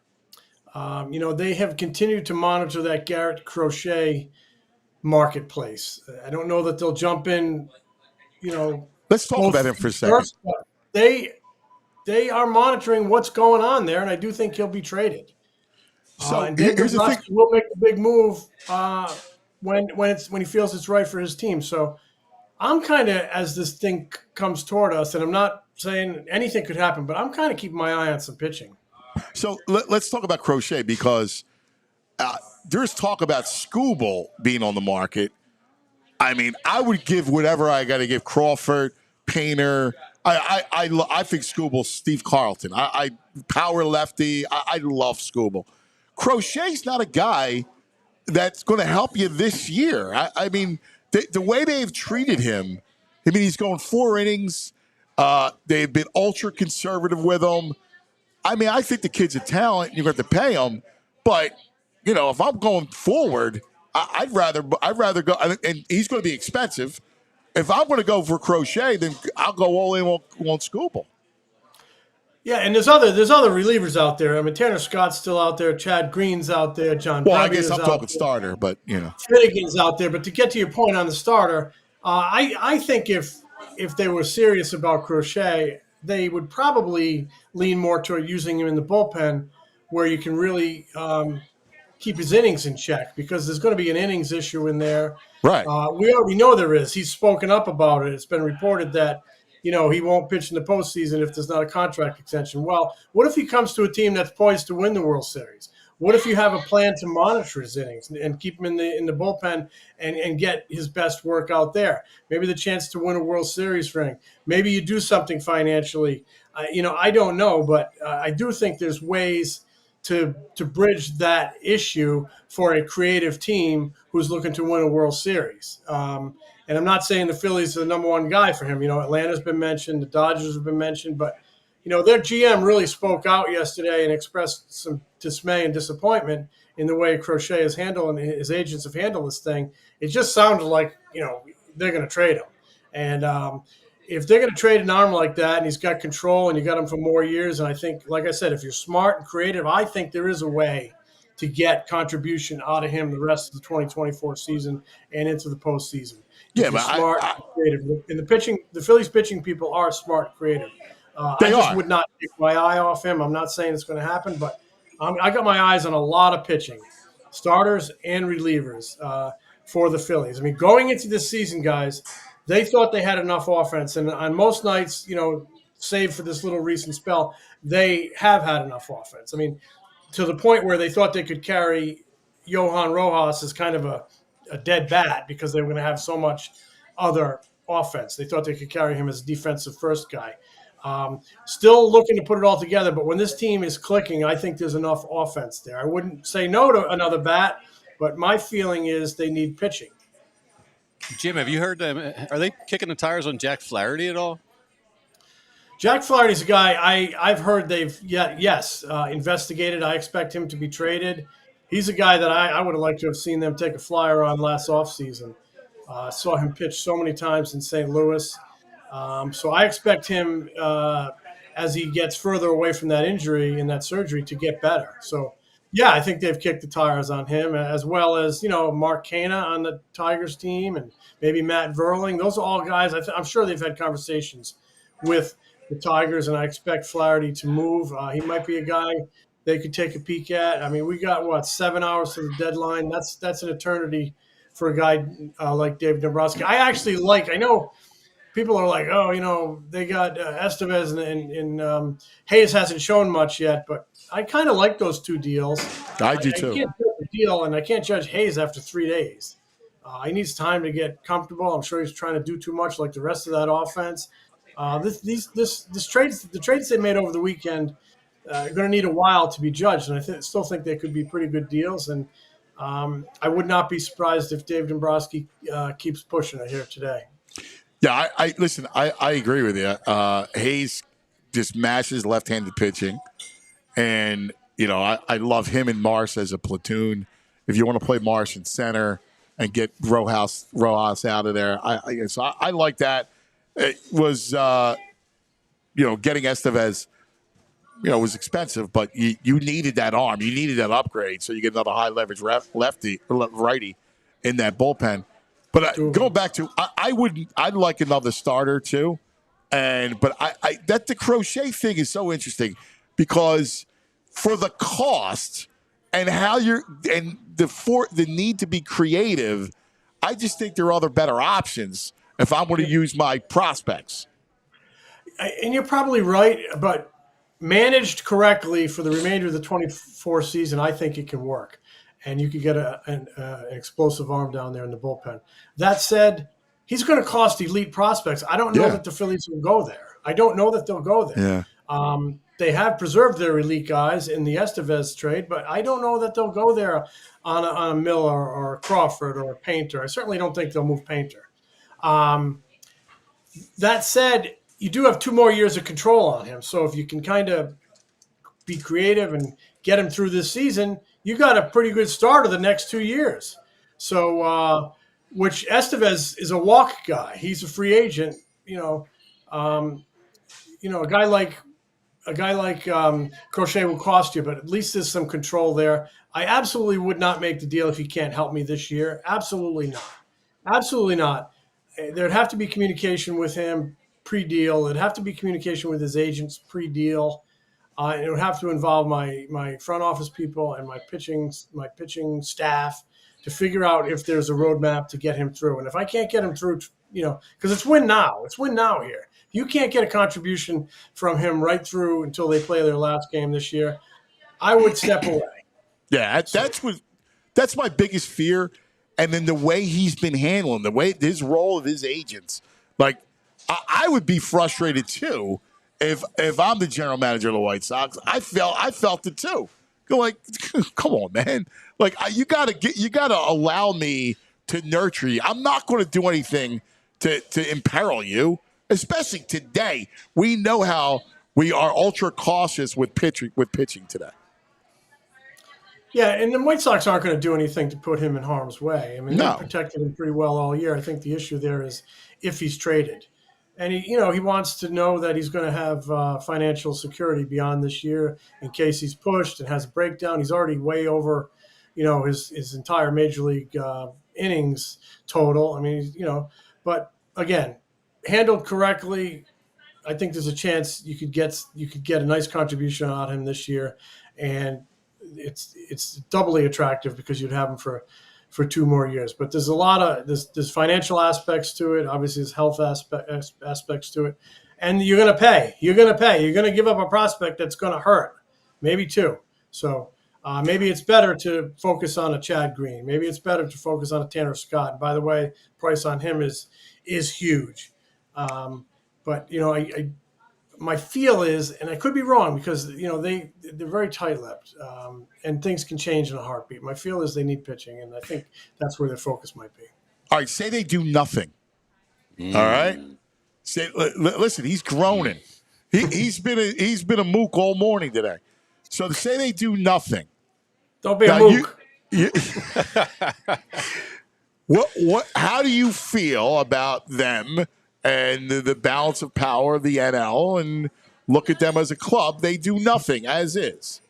You're going to get Turbo back at some point, too. Go ahead. Believe it or not, if they do nothing, they've actually done something. They've made 2 deals. But we tend to look at a baseball season in all these little snapshots, oftentimes 162 little snapshots, and they haven't played well recently, and their big boys have been struggling. They got a horrible start last night from Wheeler. They got pounded in their home ballpark, embarrassed, had a backup catcher on the mound.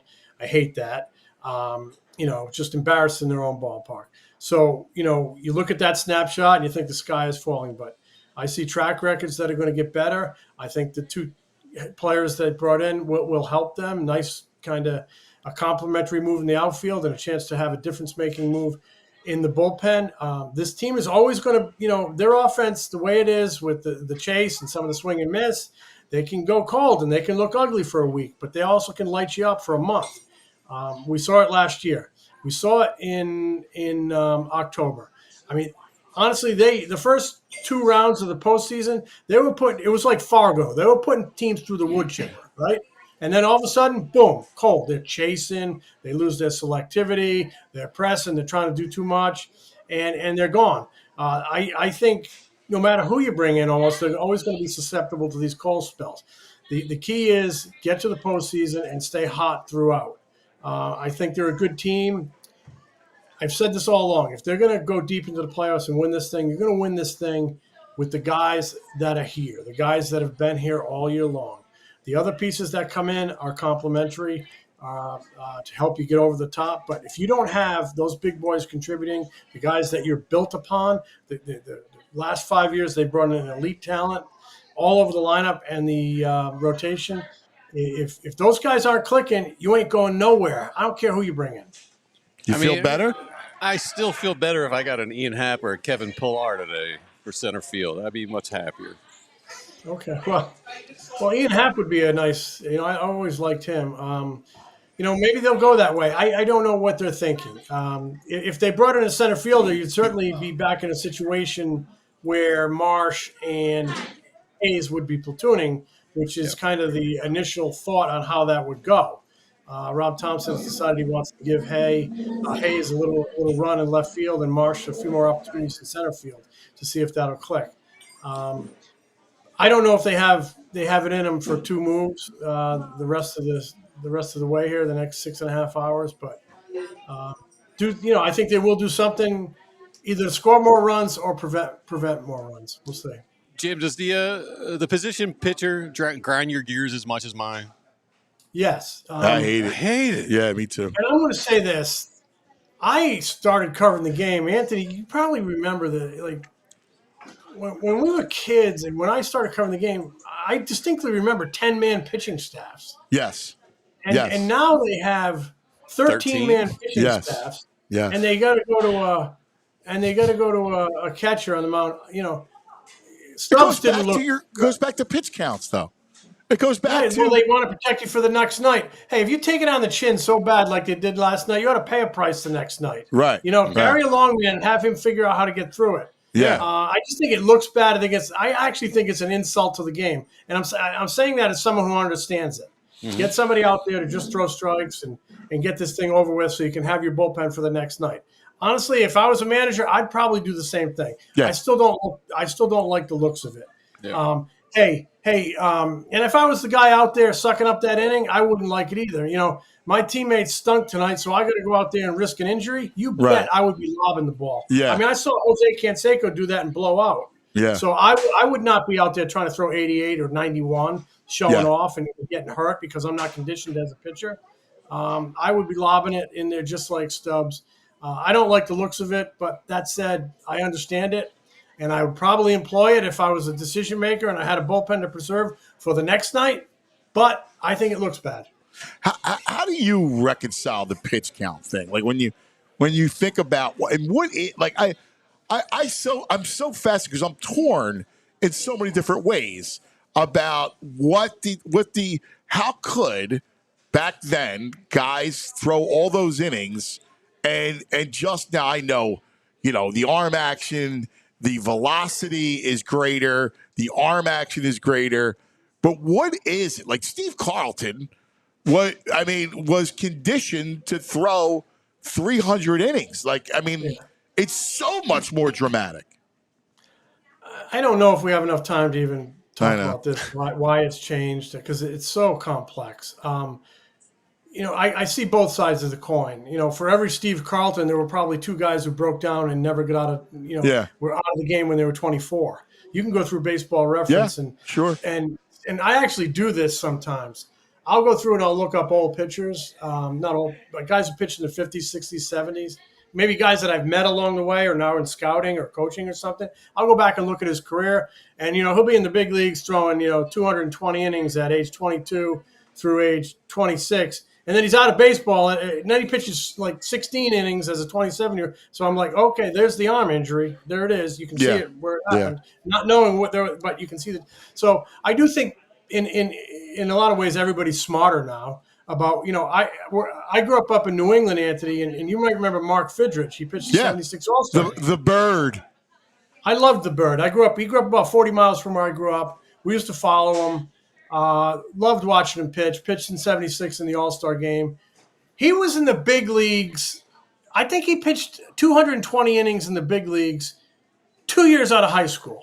He didn't have his man strength. He wasn't ready for it. And then he was out of the game like when he was 28. So I do think we're smarter in protecting guys and smarter in bringing guys along and watching their inning limits and letting them get their quote unquote man strength before turning them loose. But I do also think on the pitch count, there's an element of the almighty dollar that the business of baseball crept in. That I'm an owner, I made a big investment in this guy, I don't want him to break down. I'm an agent, I see a lot of dollar signs for my client, and he sees a lot of dollar signs. We got to protect him. So I see all sides of it, and I do agree. Some guys can be pushed, but as a young player, I think you do need to protect him. I mean, it troubles me that a lot of guys are being developed in the minor leagues, pitch 5 innings, and you look in the dugout for the coach to come get you. I don't think there's anything wrong with every game is individual. If it's a low stress game, and maybe you push them to 7. I still love the idea of the guy who goes 7 and the 6 innings, 3 runs. I love that. Start. Yeah, I agree.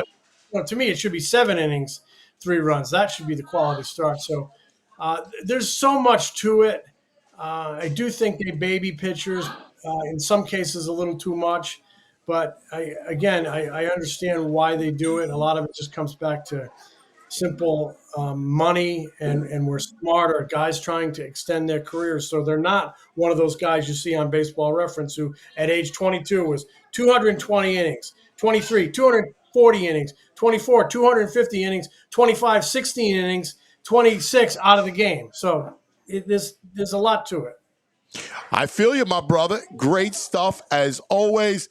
Listen, thank you for talking some, because VG is like the fan base.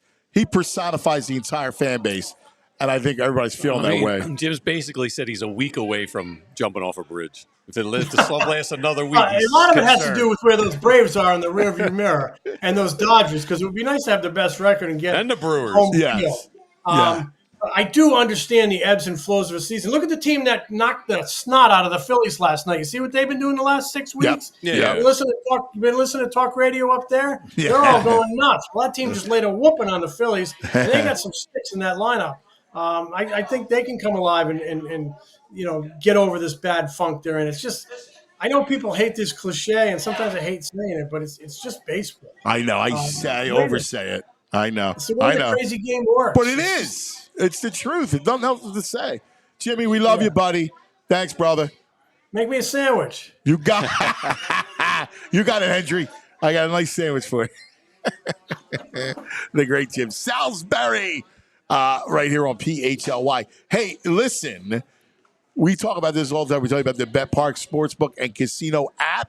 Do yourself a favor. Check out Parks Casino in Ben Salem, the Mecca for fun, the Mecca for entertainment. Perfect for after-work get-togethers, date night, girls' night out, guys' night out. Sip on tantalizing drinks, soak up the warmer weather, good vibes. Right now at Parks Casino, this is how you win. How about the epic $5 happy hour with great food and drink every Wednesday through Sunday at Liberty Bell Gastropub? $5 drafts of Ford Stout Victory Seasonal Parks Pills, $5 glasses of Albert Tony Cabernet. Enjoy the drink of summer. $5 Twisted Tea Frozen Whiskey Arnold Palmer's. Feast on Flavor Pack, $5 small plates. Braised short rib sliders, hot honey chicken sliders, rotisserie chicken flatbreads. That's right, the all-new Parks Casino epic $5 happy hour happening right now. All right, Parks Casino, you know it, right? The number one casino in Pennsylvania, 3,200 state-of-the-art slots, 115 live table games, beautiful poker room, plus a collection of incredible award-winning restaurants. Joe Conklin every week. We love him. The best cover bands all weekend at 360 Lounge. Headliners every weekend at the 1,500-seat Excite Center at Parks Casino. Got to visit parkscasino.com for all the tickets and info. Got to be 21. Gambling problem, call 1-800-GAMBLER. Parks Casino. This is how you win. Hey, one note for PHLY. We have the Bro and Nene, James Lynch and Renee Washington, to do a trade deadline show on site at the Irish pub up in East Falls. Murphy's, in East Falls. So what's that? Billy Murphy's, excuse me. Yeah. Let me get it right because it's a great spot, East Falls. Billy Murphy's tonight. James Lynch Jr., the bro. Yeah, I'm gonna go have a Renee beer with him. Washington. Are you going to go? Yeah, why not? That's nice. They're going to do a whole trade deadline show. It's going to be a lot of fun. Make sure you do it. We do all kinds of events here at PHLY, so hang with us, all right? And shortly, VG, we're going to wind up going to the NovaCare Center, the NovaCare facility. Love it. To get our my Nick update. To get our training camp update is right, your Nick update. This portion of the program is brought to you by Rite Aid. Check out your nearest Rite Aid for all of your favorite goods. What Jim said, and it's interesting because he seems pretty confident that they're going to make a move. I want to get to the trade deadline thing. He does. He feels pretty confident that they're going to make a move for some pitching. Yeah, I think that's the Dombrowski playbook. He knows what's happening. He knows how close he is. He's pretty much one of the most aggressive guys out there. I think it was John Morosi on MLB Network last night had said, if you're a seller, the one guy you want interested is Dombrowski. Everyone wants to be a seller when Dombrowski's buying. So, well, you know what? He's funny because he knows how to do it. He knows how to work that angle. Yeah, and he's just kind of got a coolness about him too, I think. Dave, yeah, I know. Yeah. No, he does. He does have that. Listen, even when the news broke, he got Estevez. He's sitting calm and cool at the ballpark on his phone or laptop, just hanging out. While this news is, I'm flipping out. I'm like, how's he so calm just sitting at the ballpark? Yeah, well, I mean, what do you want? What do you expect him to do? Yeah, like give me some Howie high fives. Fist pumps. Yeah, I like when Howie gets pumped up though. I do. I like those videos. I agree. I like that too. I listen. You're right about that. But here's how I look at it. I don't want Crochet. I don't want him either. I'm going to tell you, he's a problem. He's a problem in a couple things. He's an elite arm. Yep. All right, an elite arm. But the agent, he's a prima donna. He's got an agent that's feeding his prima donna stuff. I don't. The price that it's going to cost you for Crochet, I don't want to. I don't want to pay that price. Me neither. Tomorrow I'll probably roll in with a Crochet jersey on if they trade. Well, I mean, listen, like you're going to be a fan. You're not going to. You're not going to be. You're going to be sour, right? Like even though you might, I would not. I wouldn't do it. I wouldn't spend my capital there. No, I'd rather have Flaherty. So Flaherty on the lesser end, yes. For 1 year. Scooble on the big end. Yeah. Right? Scoobles, take whoever you want. Just pick 3 players. They're all yours. Right. So I that's how kind of I would look. And to me, if you're going to go with somebody like Crochet, then you might as well go all in and try to get Lance Scooble. Yeah. Or try and do a Robert deal. If you're going to go. I don't want Robert. I'm not spending. You want to spend for that? Would you spend for Robert? I don't think so. I wouldn't spend elite prospects for Luis Robert. I know you want a center fielder. You want Snell? Skeeves wants Snell. I got no problem with Snell. Yeah? Snell's got a good – he's not going to cost me a ton. He just had a ridiculous outing against Colorado. He struck out 15 3 nights ago. I don't like Snell for some reason. I don't know why. Well, for a year, but he signed for 2 or 3 years, I think. Here's the problem with Snell is that he'll break down on you, and he doesn't go deep into games, right? Yeah, he's a 5-inning guy. He throws a lot of pitches. He's got big stuff, but he also can be wild, and he can implode on you. So that's the one thing. Yeah. Right. So that's why. But I mean, listen, he's on a list. If I had to put him in order, like Scooble's up here, and then I like Flaherty, and then Snell would be toward the bottom, like toward the back end. I mean, I've always been a Flaherty fan, and he's going to cost you. He's probably the least expensive because he's a free agent after this year. But I was hoping for more from Jim. Jim's like, it's just a slump, but if the slump continues for another week, he's only a week from panic. Yeah, I'm 4 weeks from panic. Yeah, you might want to talk Jimmy off the ledge next week. Like, to me, it goes back to kickoff. Yeah. Like, once you kick off for real, right, the NFL kicks off, then I would worry. But you can't worry at the end of July and August. It's too long of a season. There's too many dog days. This is how I remember being on a beat just completely fatigued. I can't watch another baseball game. Now imagine you're forced to play. You're going to go through it. And then all of a sudden, you get past it. I can't explain it. Like, you get past it, and then you're in it. You're in it again. I like your markers, because when they start slow, you're like, don't worry till Memorial Day. We hit that marker. And now it's kickoff is another marker day now we have. Don't worry till kickoff day. Well, that's true. I feel that way.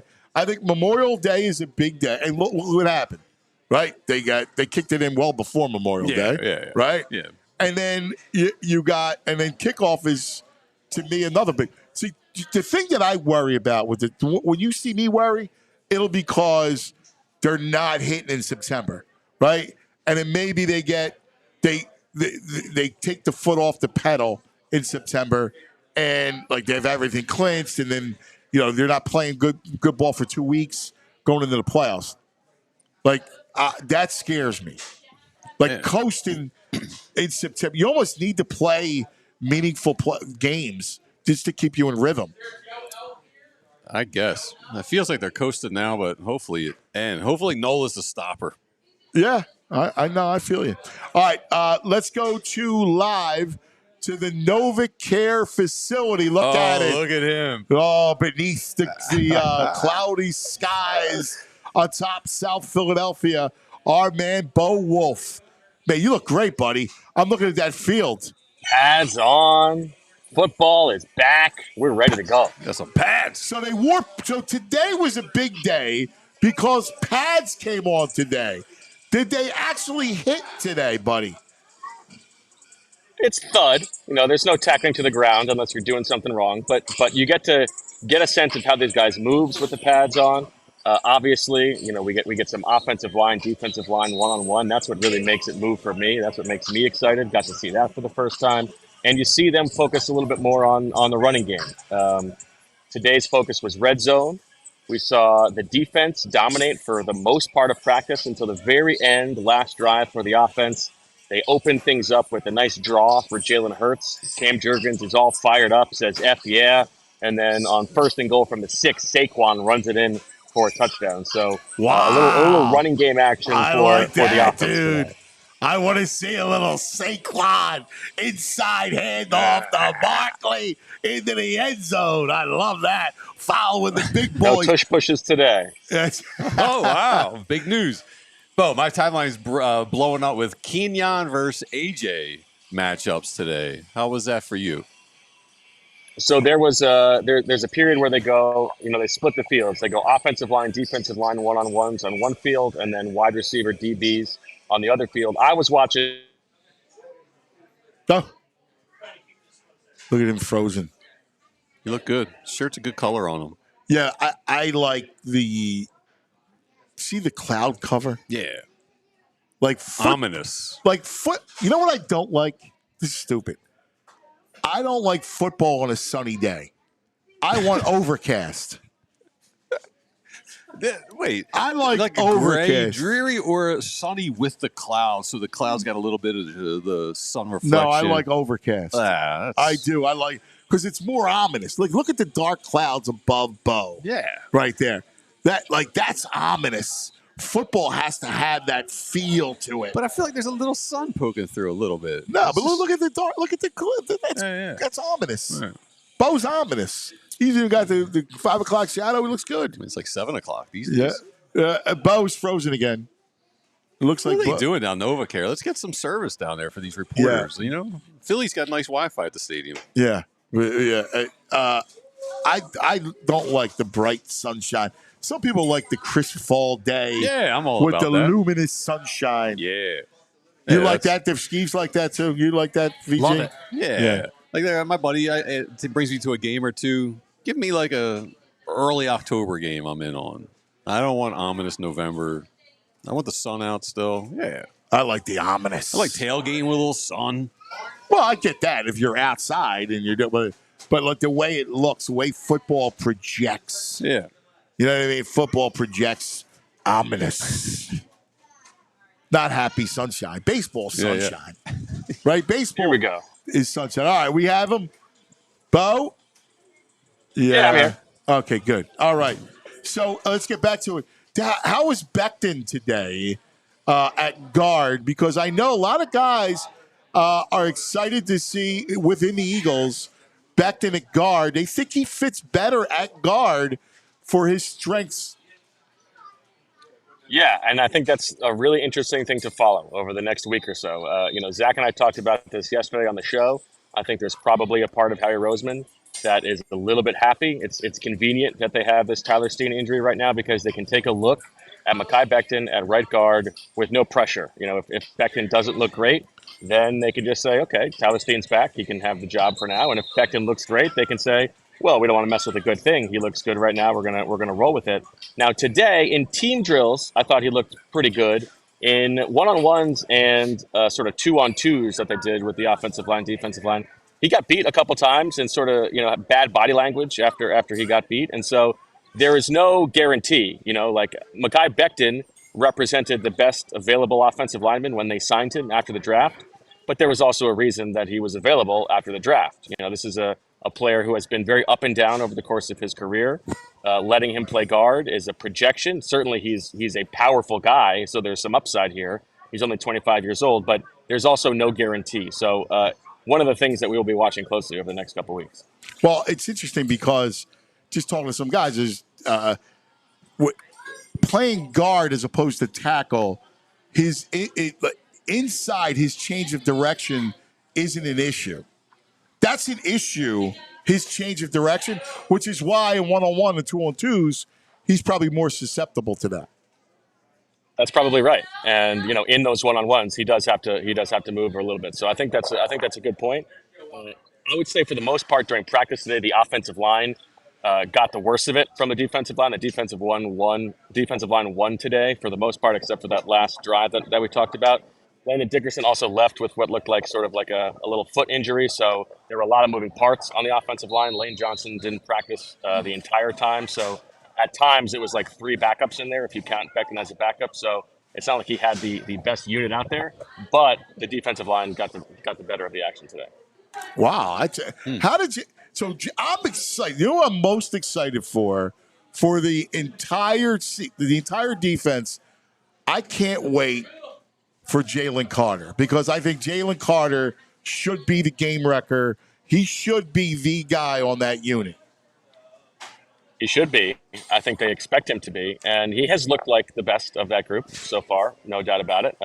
In one-on-ones, it's almost impossible to block him, although I think Matt Hennessy had one solid rep against him today. But in terms of the team drills, what you see and what may be the case at times this season is Jalen Carter gets so much attention from the opposing offensive line that it opens up one-on-one opportunities for the guys like Milton Williams and the guys on the outside, and then they can take advantage. And we saw some of that today, like Jalen Carter being double-teamed and Milton Williams getting in for a sack. So Jalen Carter, no doubt, is the focal point of the defense, both for the Eagles and I think for opposing offensive game plans. So what's your expectations for him, Bo? It's interesting because the history tells us that defensive tackles take some time, right? Even the best defensive tackles in the league, guys like Quinnen Williams, took them until year 3 to really up that sack production and be impact pass rushers. But Jalen Carter had 5.5 sacks last year. I think it's realistic to expect him to, get 8 or 9 sacks and be a bigger factor in the defense. No doubt that one of the things that we're going to have to keep an eye on is that snap count. Vic Fangio has talked about, Jalen Carter has talked about.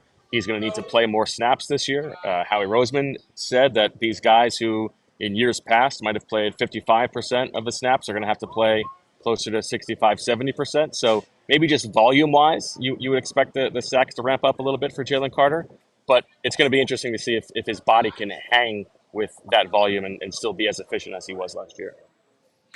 VG talked about that matchup between the kid and AJ, and you kind of froze. So I was kind of curious as to what you saw. Yeah, so that was a split session where you've got the O-line, D-line on one field, and then the wide receiver DB one-on-ones on the other field. I'm all about the guys up front. I'm a football man, so I was watching the trenches. Zach will have the notes on those, although I did see one particular play in the corner of the end zone while it was happening. Quinion Mitchell forced A.J. Brown out of bounds, but it was like an insane catch from A.J., one-handed. and got 1 foot inbounds. So it's nice to see the good on good there. Quinion Mitchell working a lot today with the first team defense inside as a nickel. I think that tells you that they have been impressed with what they've seen from him so far. And even if they really like Keely Ringo and Isaiah Rogers right now on the outside, I think Vic Fangio is looking for a way to get Quinion Mitchell on the field. Yeah, I like that. So how do you see that playing out? Like, so if you were to look at on the field when they're in nickel, who do you see? So right now What's they your line whole up entire with, secondary? right now they line up with Slay. It's usually Ringo. Sometimes it's Rogers on the outside. It's usually Avonte Maddox inside, and then it's C.J. Gardner-Johnson and Reed Blankenship at safety. But they also rotate in Quinion Mitchell, like I said. I think come week 1, my guess, and again, Cooper DeJean is injured right now, so he's not involved, Right. and we'll see what kind of role he plays. I think week 1, I think we might see Quinion Mitchell as the nickel, and maybe Avonte Maddox is like a backup safety if he makes the team. But I think come mid-season, I would be shocked if Quinion Mitchell is not on the field in nickel situations, even if it's not week 1. I got to tell you, I love their secondary. I mean, I just love their depth. I do. Now, again, it's all on the come, so you're betting on all those young players. Like I like Ringo, so I'm thinking that maybe this is the year that Ringo kind of comes together for him. But I feel much better about the raw talent and the upside of that secondary than I felt in years. I mean, even if you go back to the Super Bowl year, there were some holes back there. They got darted by really good quarterbacks. When they play good quarterbacks, they would put up big yards against them. That's true, especially under Jonathan Gannon. That was the case for those 2 years. I agree that the depth in the secondary seems much better and much more talented than they have had in years past. And I think the nice thing about that is they can afford to be a little bit patient with guys like DeJean and Quinion Mitchell. Like the way that I frame it is Quinion Mitchell does not have to be the starter opposite Darius Slay for it to be a hit in year 1. He needs to be the replacement for Darius Slay next season, because I think all expectations are this will be Slay's last year. And then you can allow him to come along at his own pace, like they did with Ringo, and Ringo now seems potentially ready for prime time. It's also like Keely Ringo is younger than Quinion Mitchell. He's one of the youngest guys on the team. They drafted him when he was very young. So the fact that he looks as good as he does now in year 2 is very promising. All right. Bo, what do the linebackers look like with pads on? As big as you? A little bit bigger, but not too much bigger. Yeah. We see a lot of rotations. They're still just looking for the combination that they like. So it'll be Devin White and Zach Bond with the starters, and then it will be Zach Bond and Nakobe Dean, and then it will be Devin White and Jeremiah Trotter Jr., and then it will be Nakobe Dean and Ben Van Sumeren. So they're rotating these guys through a lot. I have been generally a little bit skeptical that Zach Bond is going to come in and be a starting inside linebacker when he never did that with the Saints, the team that drafted him in the 3rd round, and never, like, it was the same defensive staff the entire time he was there. That seems like unlikely to me, but I think he's looked pretty good this summer. His instincts are not terrible. I actually like what I've seen from Jeremiah Trotter. He's a little bit small, but he sees it to me. He's all over the action on the field. And so Nice. This is one where, you want to see them in pads. You want to see them in live action. I would say, like, seeing Jeremiah Trotter Jr. in the preseason is one of the guys that I'm most excited to see. So he looks like he belongs at least. He's not out of place or small. He looks small, but so does Nakobe Dean. And he does not look out of place in terms of his instincts and where he's going.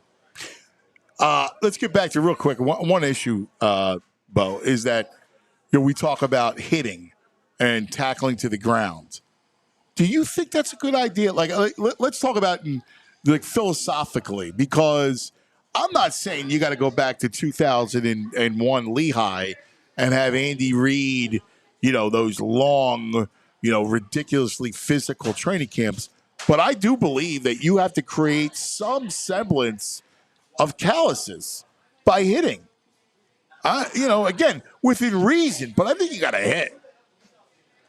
Yeah, I mean, it's just that the league has changed so much. Well, we might get one live session of a goal line drill with the third team. Like, that would be my expectation, where they're really tackling to the ground or something short yardage. I think that they have made the calculation that the risk reward of potential injuries is not worth it. Even though, I think to your point, cuz like more injuries probably happen in non-contact ways Yes. than they do in Yes. head-on-head collisions. Every right? year Like training camp, you look at it, and every year it's always guys in space going down, knee, Achilles, like that happens more than anything.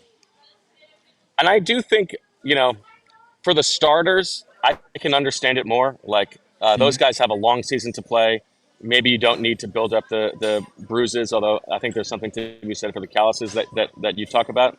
But I think for the down the depth chart guys, like how do you really evaluate them unless you see them play through contact and tackle and try to break tackles? Like in terms of talent identification, I actually find that to be the most persuasive thing, because how do I know if Lou Nichols, a third team running back, is going to be able to break tackles or not when Right. they're just thudding, right? Like, or how do you know if a linebacker can really bring those guys down in the open field as opposed to just, going shoulder pad to shoulder pad, and that's the end of the play. Yeah. And why is it that Harbaugh in Baltimore and Andy and a number of other guys will still have those kinds of camps, and it works for them? It's one of those things that I still think they're a little light. They talked about it doing more work, but I think you got to do just a tad more. Just for that endurance and going through that whole season.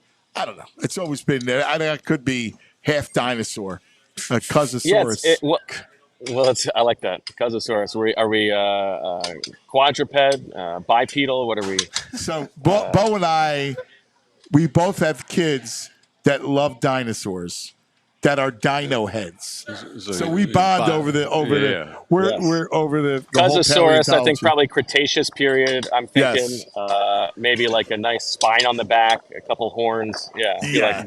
I definitely want a horse. Definitely a meat eater. You guys have knowledge through osmosis. Bo, important. Did you give Aaron Boone a little shoulder pound today and be like, beat it? Beat it, We just you spent a long New time Yorker. with Big Dom. It was Dom's Boone and Big leading Dom around? watching practice together. Yeah, absolutely. What's Sirianni? What's the update on what was he up to today? You love Sirianni, huh? Yeah, you want just like to you know want what the he's up daily to. play-by-play. Yeah, what we he's argue watching. all the What's time. he doing today? He's watching practice. Yeah. I like it. Yeah, I mean, he's calling out situations for red zone and stuff. Look at your little view here of these guys, catching passes from the jugs so good. machine. So he's like third and practice is over. three. Third and three. Second and 7. Who else is going to do that if not the head coach, VJ? I like it. Come on, VG. I like it. Oh, my God. Terrible, Bo. Real quick, the onside kick stuff. Did you see this stuff? So just so you're looking at it, onside kicks are illegal before fourth quarter. The team must be losing to kick an onside kick, and teams must announce intention to kick an onside kick ahead of time. What are we doing? We're creating rules in training camp? They can't get this stuff figured out beforehand? It's amazing, man. It's unbelievable. The new kickoff stuff. Hey, have you seen any of the kickoff formations or practice? Does it look weird, different? So today's the first day that we got to see them practice it. They did a little bit with the pads on, and they split it up between sort of different sections. However, I do have to say, we are not allowed to talk about their kickoff, new kickoff rule formations and stuff. We are barred from talking about it. All right, really? So they want to keep this very buttoned up. They don't want anybody in the league knowing what their plans are. Wow. Okay. That's listen, I respect that. Last thing, who spoke today? Well, they're just starting now. It looks like Will Shipley is at the podium, and Jamal Singleton is talking over there. I'm sure we'll get a few more guys later, but it was Michael Clay before practice, the special teams coordinator. So, Shipley getting reps? Yeah, he looks good yesterday without Saquon. Saquon was back today, but Shipley made a bunch of plays in the passing game yesterday. I don't know that pads thumping is going to be his game, though. No, I hear you. Hey, Bo, great stuff, man. You kill it. I can just stare at that. I love the sideline view. It's the greatest, man. Yeah. One more pan. Save me a hoagie. Well, of course we got you. Look at this. Nice. Look at that. Oh, We got E.J. Jenkins, Tyrion Davis-Price, and Devontae Smith catching balls right there. See, Nick's emptying the over here, trash we got, cans. We got the big guys working on their conditioning. All good stuff. Love conditioning big guys. Yeah, man, they need it. That's good. Absolutely. Hey, Bo, great stuff. You're the best, buddy. 2 o'clock today. Everybody has to watch our All Eagles, All PHLY Eagles show. It is tremendous. Bo Wulf. Oh, that color Zach looks Berman. great on you, man. Zach, Good, thank solid you. color. Zach and I are going to put up pads on today too, so we'll get some heads busted. Do it, dude. I like it. Thanks, I'm ready. Zach. Love it. Thanks, buddy. There he is, Bo Wulf. This family's got me all fired up. There's like 5 girls. They all got the They're Phillies like 10 jerseys. and under, all with different jerseys on. Harper, Bohm, Marsh, Real Muto. Yeah, they're adorable, those kids. Yeah. They're adorable. Yeah, we had so Massimo started his camp yesterday. Mm-hmm.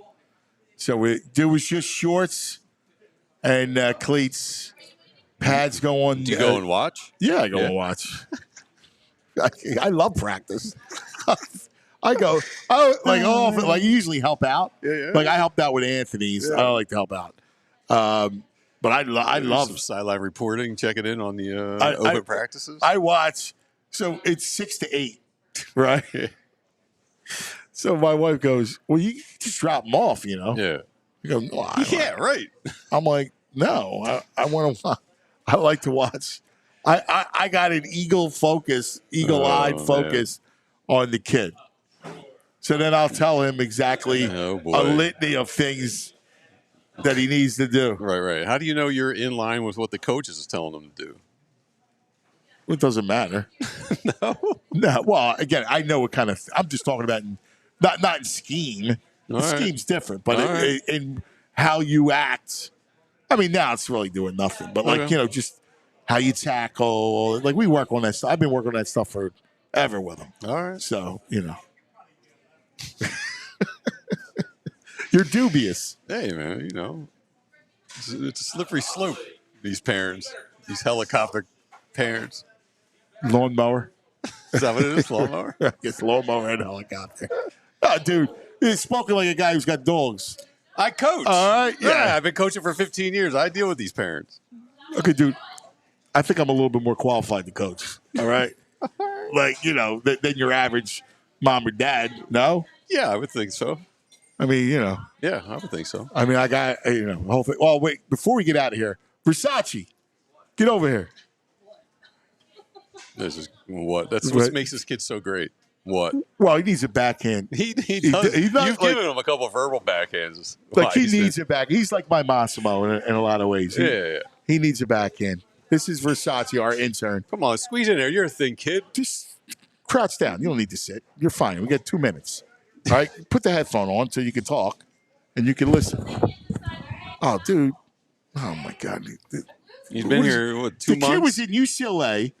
He was at UCLA. Yeah. And now he's going to Vanderbilt. He was our intern. What's up, Versace? We're going to miss you, buddy. Thank you. Celebratory. Look at that. Big Paul. How about that?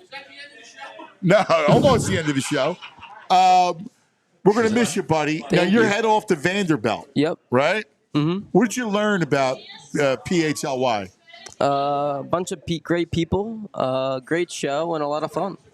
You were awesome. Tell the story about Versace real quick. Why you got the name Versace? Well, while I was in LA, when I'm back at UCLA, my mom took me to Rodeo Drive for my birthday, and I've always wanted a Versace robe, and I got one. $500 Versace robe. I love it, dude. You are terrific. We love your father. We're going to miss you, man. Right? You always have a home with us. Thank you. All right, buddy? Oh, shoot. No, you're the best. Don't worry about it. You did. Yeah. Thanks, pal. Nice work, It was Versace. great. That's our young man, Versace, who we just we love. Yeah, he's hey, welcome great. home, Skeeves. Thank you. It's nice to be back home. Yeah, after your little Florida junket. Love hearing you guys. All right. You're making me nervous. You did fantastic today. Thank you. All right. Jules killed it. You guys crushed it. Chris. Thanks to Paul. Thank you. Fantastic. This was incredible. The Primo Hoagies And again, we love it right here in Clarksboro. Paul also has Pinspiration, arts and crafts studio, coffee. I mean, it's all kinds of fun stuff. So thanks for hanging, everybody. We love you guys. Go get a Primo. See you in the morning. We all silly like the mayor.